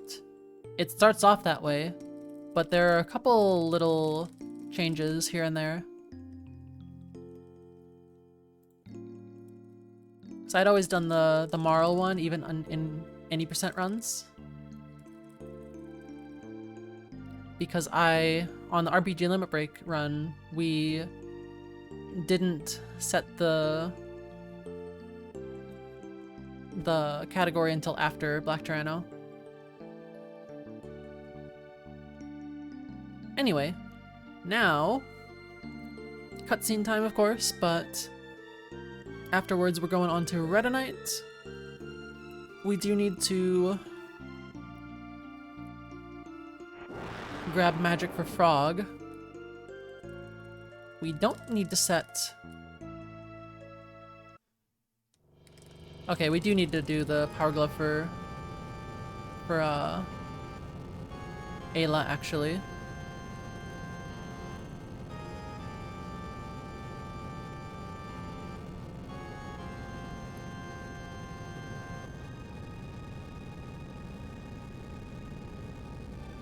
I wonder if you could do... I've never tried it, so I'm not gonna risk it. I wonder if you could still do the bandana for Ayla on Sunken Desert, if that even helps, which I kind of doubt, because Frog is probably slow. Yeah, Frog is definitely slower than Ayla here, so probably doesn't even matter, even if you did do bandana.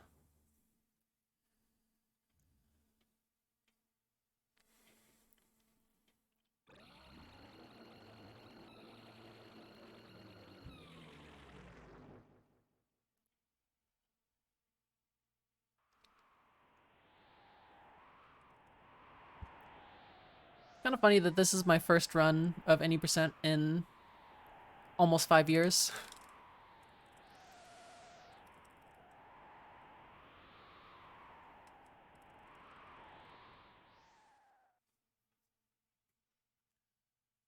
The no LSS experience has definitely worked out for me so far.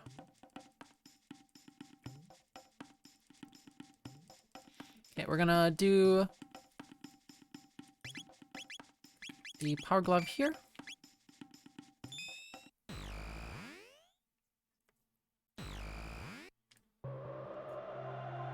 And we're not going to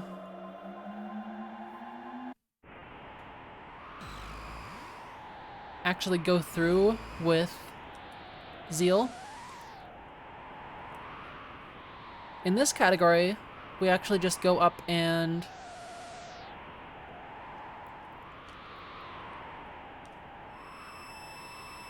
plant the seed, and use the recovery spring, and then go straight to the desert after getting magic with Frog.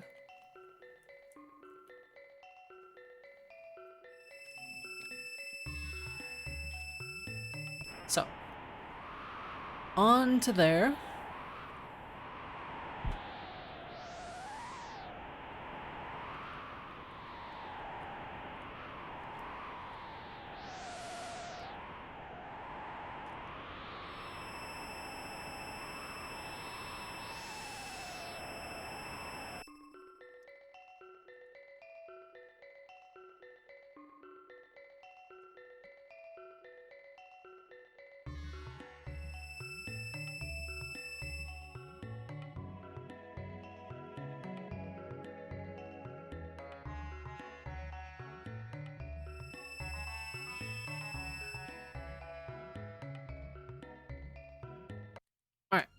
So,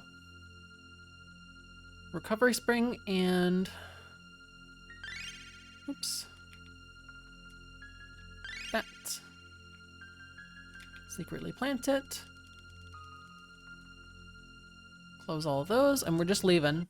So we're going all the way back after getting that. That just allows Redonite to appear, or the Sunken Desert to appear. So we can go back and get the Green Dream. And the reason that we want the Green Dream is so we can do elixir glitches on Lavos.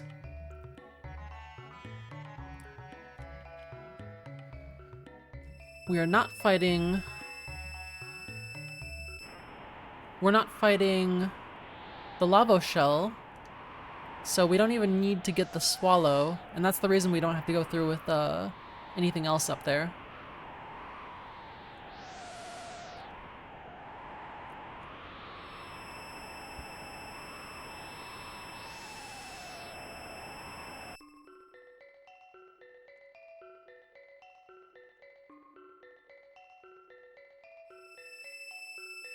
So back down.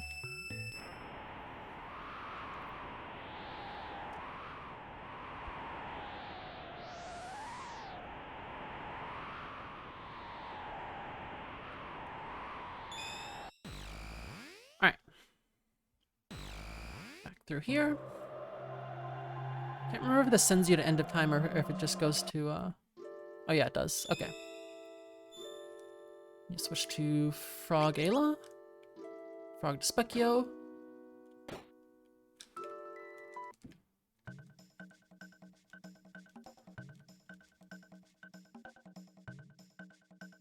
So Facto Minimo Magico, of course. I'm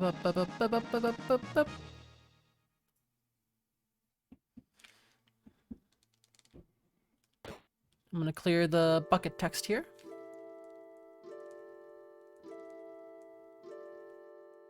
Then I need to go to here.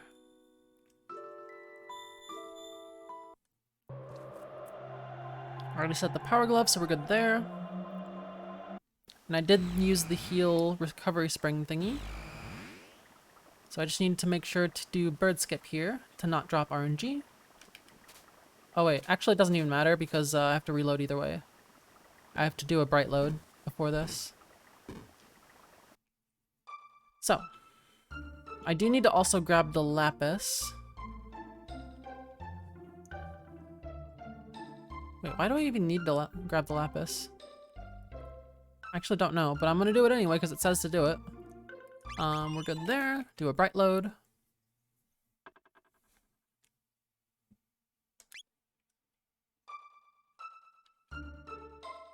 And onto here. So, grab the lapis really quick. Hexapod, no menu.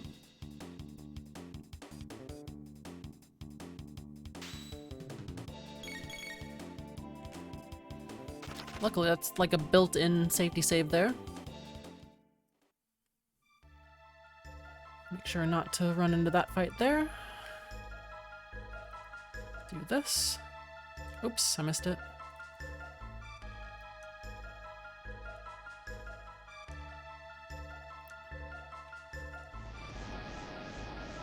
Now I just need to fight Redonite.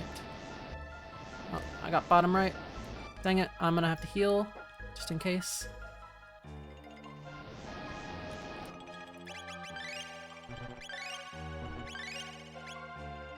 There we go.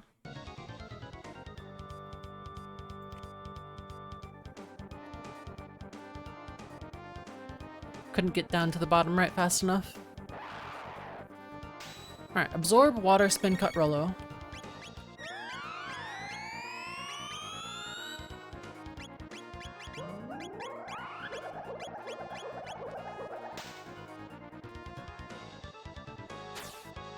Oh, this is actually a really good position as well for Frog, because the water didn't have to go that far. Breath plus Frog crit.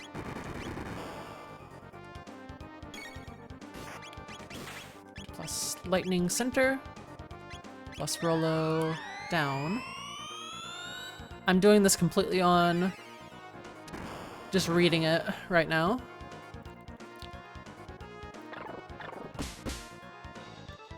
Cyclone plus spin cut. Frog crit down there. Ayla mid-tonic self. Okay. Good crits. Leech, spin roll a crit.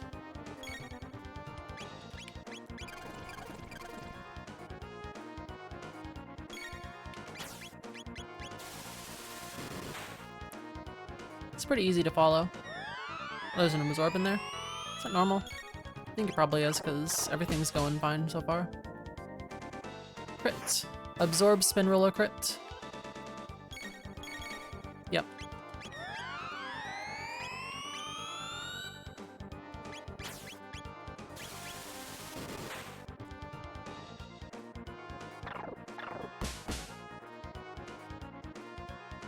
Crit.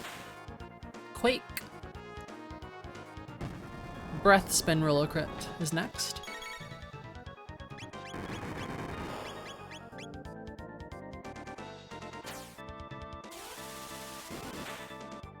Alright. That's where the Lapis comes in. Spin plus Rolo as fast as possible.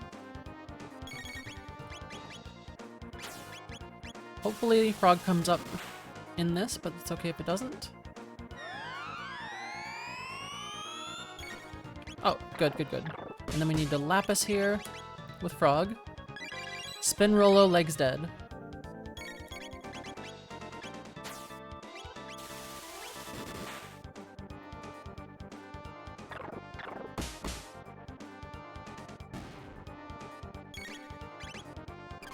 Water on the head.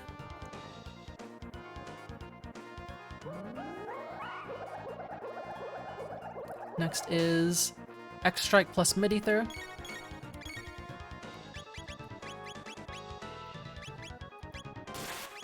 On Chrono. And then the rest of it's just X-Strike plus Rolo. It's one. It's 6 of them I need. 6 Rolos.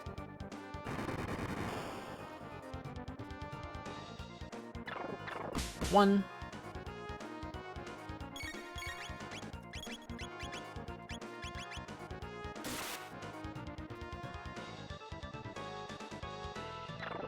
Two.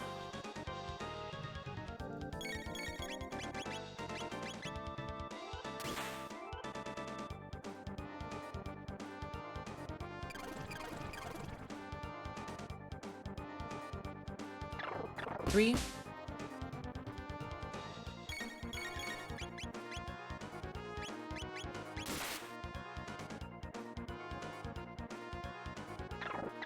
Four.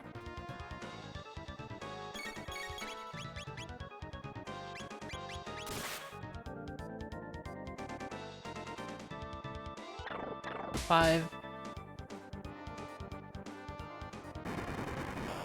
Ouchies. This is the 6th Rolo, so I just need to do one more X-Strike and it should end after this Rolo.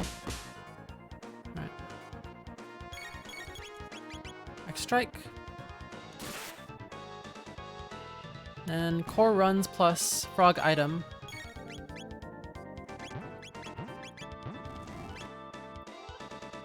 Alright, awesome. Good Redonite. So now, I need the elixir in the hexapod area. Low left. And leave. Robo Ayla.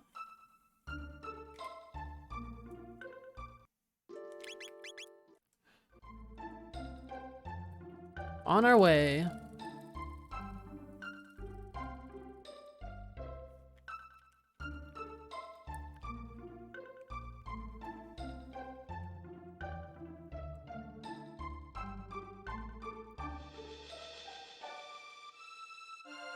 I was pretty sure I would be able to do those two fights correctly.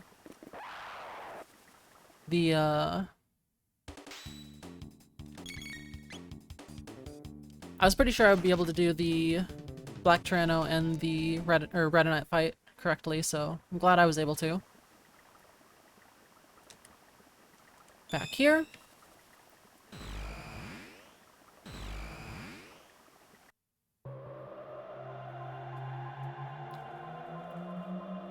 Now we just need to get the Green Dream, which is here, right? Yep. This direction.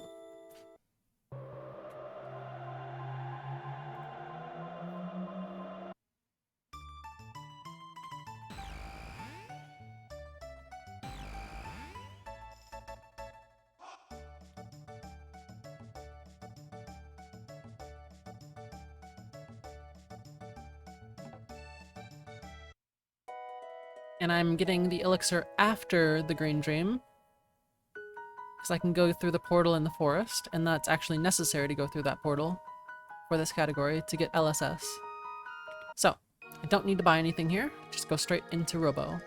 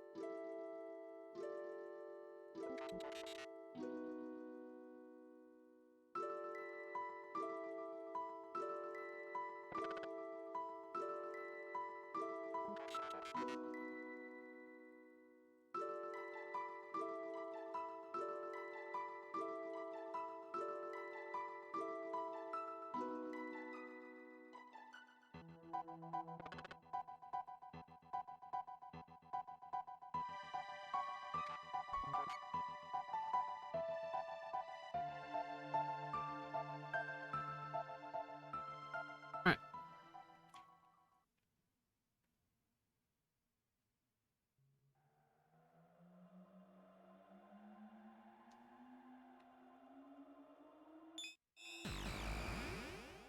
Let me in!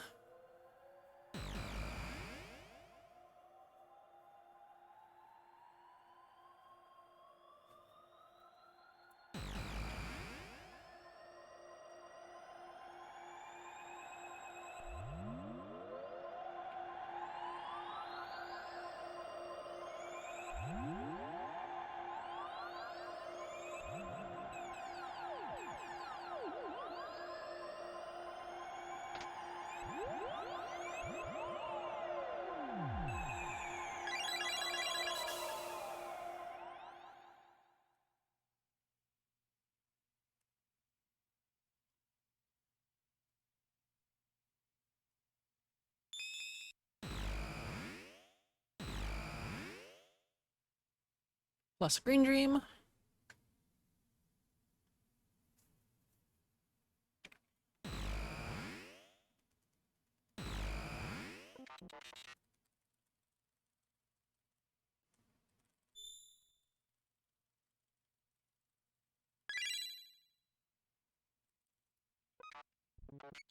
I need to switch to Luca Marl. I believe the fastest place to do that is probably in this area right here. So I'm gonna do it right here. Luca Marl. Luca Marl.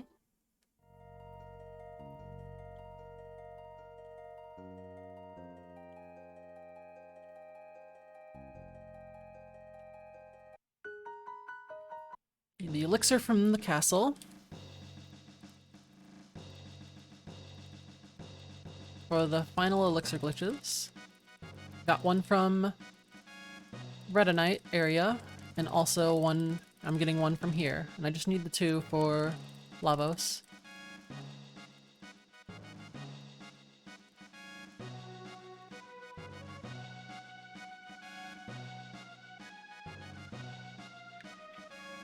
We're not going to be doing this quest.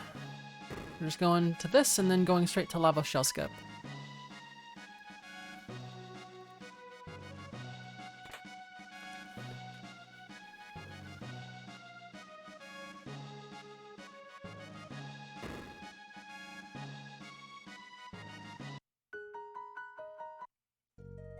And over to this portal here.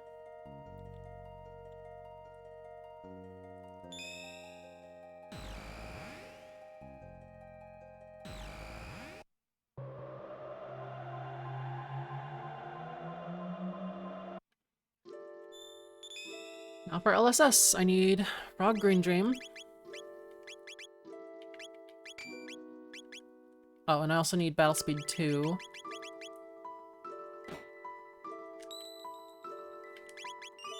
And then reload.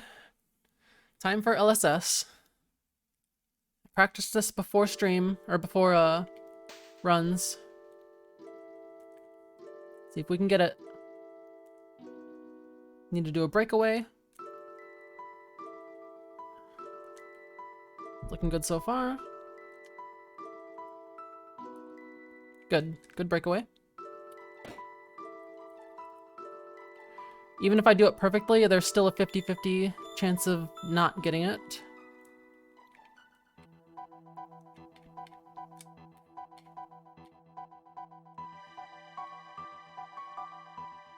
What is it?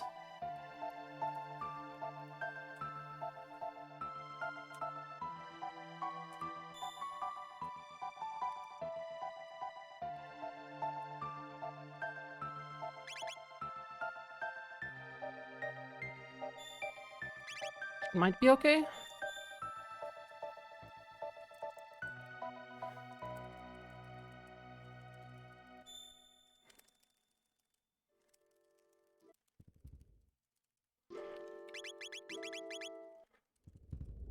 What the hell? I think I just got first try oh, I definitely did now. I just got first try LSS, guys. Holy fuck. Okay. I got the menu glitch too. I'm saving inside. That's first try LSS. Holy fuck. That's so insane that I just got that. I'm gonna save inside, but we are good to go for the fight because we already mash loaded. My heart rate just spiked. Wow.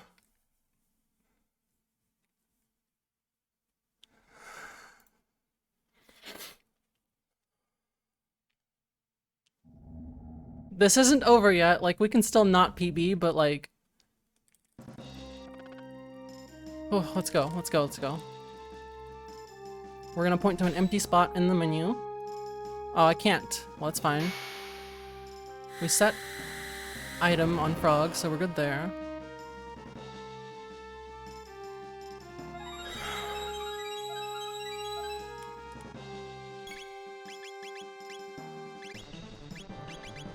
First one's good.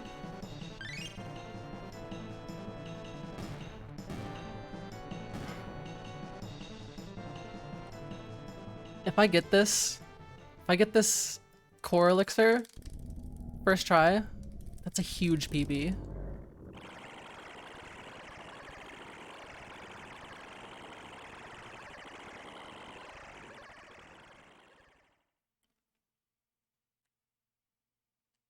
So I'll just explain during this little bit of the cutscene. What I'm doing with the elixir glitches is, with the green dream, it's possible to have a glitched menu state to where you can use items on enemies. And what I'm using is an elixir on the boss, which overflows the HP to go into the negatives and kill it, basically. That's what I'll say for that. Did not get the menu glitch for that one, but that's fine. Okay. Okay.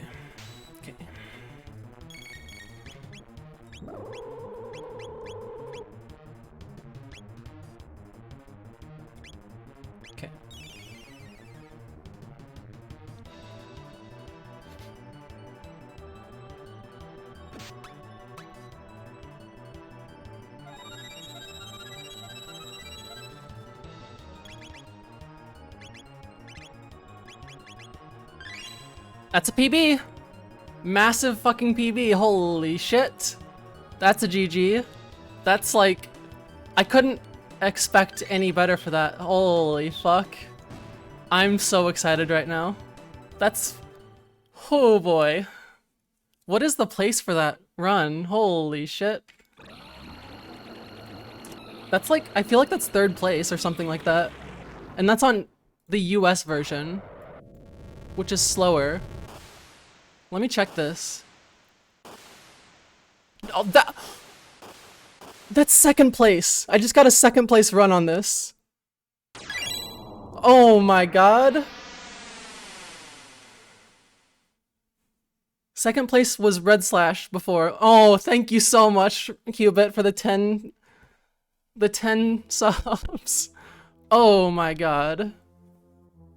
I don't know if I could be more happy with what just happened. I'm gonna break this down for you guys a little bit. This morning, I was intending to do any % save corruption runs today to get a submission for GDQ for that one. I didn't get a single dupe in the 40 or so minutes that I tried, so I was like, let's shift a little bit, and we're gonna do, instead of that, we're gonna relearn Lava Shell Skip, and we're gonna do an any %, a couple any % runs to see if we can get a good submission video for that. I did about 40 minutes of relearning Lava Shell Skip itself. I did 3 Lava Shell Skips before the run that I did just now. First run, I do this. This is my first run of any % US, or any % at all, in 5 years almost. 2019 was the last time I ran this. In fact, let me check my previous PB on that. Do I still have the page up? I closed the leaderboard really quick. My last run was 2019 in April. April 2019 was my last run that was a PB. And it was a 2:34:56. That was a 7-minute PB. 7.5-minute PB almost. And it was my first run doing it again. Holy goddamn fuck. Wow. Well, I got my submission video for GDQ. I even had tons of commentary too, so that helps a lot. 2nd place run. I'm so excited right now. That was so fucking cool. Oh. Thank you for the congrats. Thank you again, Qubit, for the subs so much. Oh. Well, now what do I do?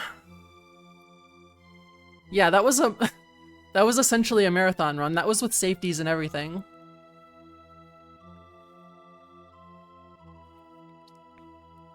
The only mistake that I made, the only time loss that I had except for the safeties was I hit a fight in the Cursed Forest, which caused me to have to reload before going back to 65 million BC. That's it. Everything else was perfect. No mistakes other than that. It was just a lot of safeties other than that. Oh boy. Alright. Now what do? Do I don't think with the adrenaline in my system that I'm willing to do anything else in terms of runs today. So I think I am going to go ahead and just like raid out or something like that.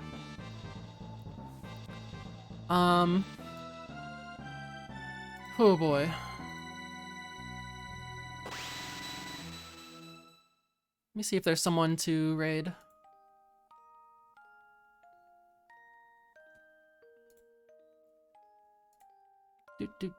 Do.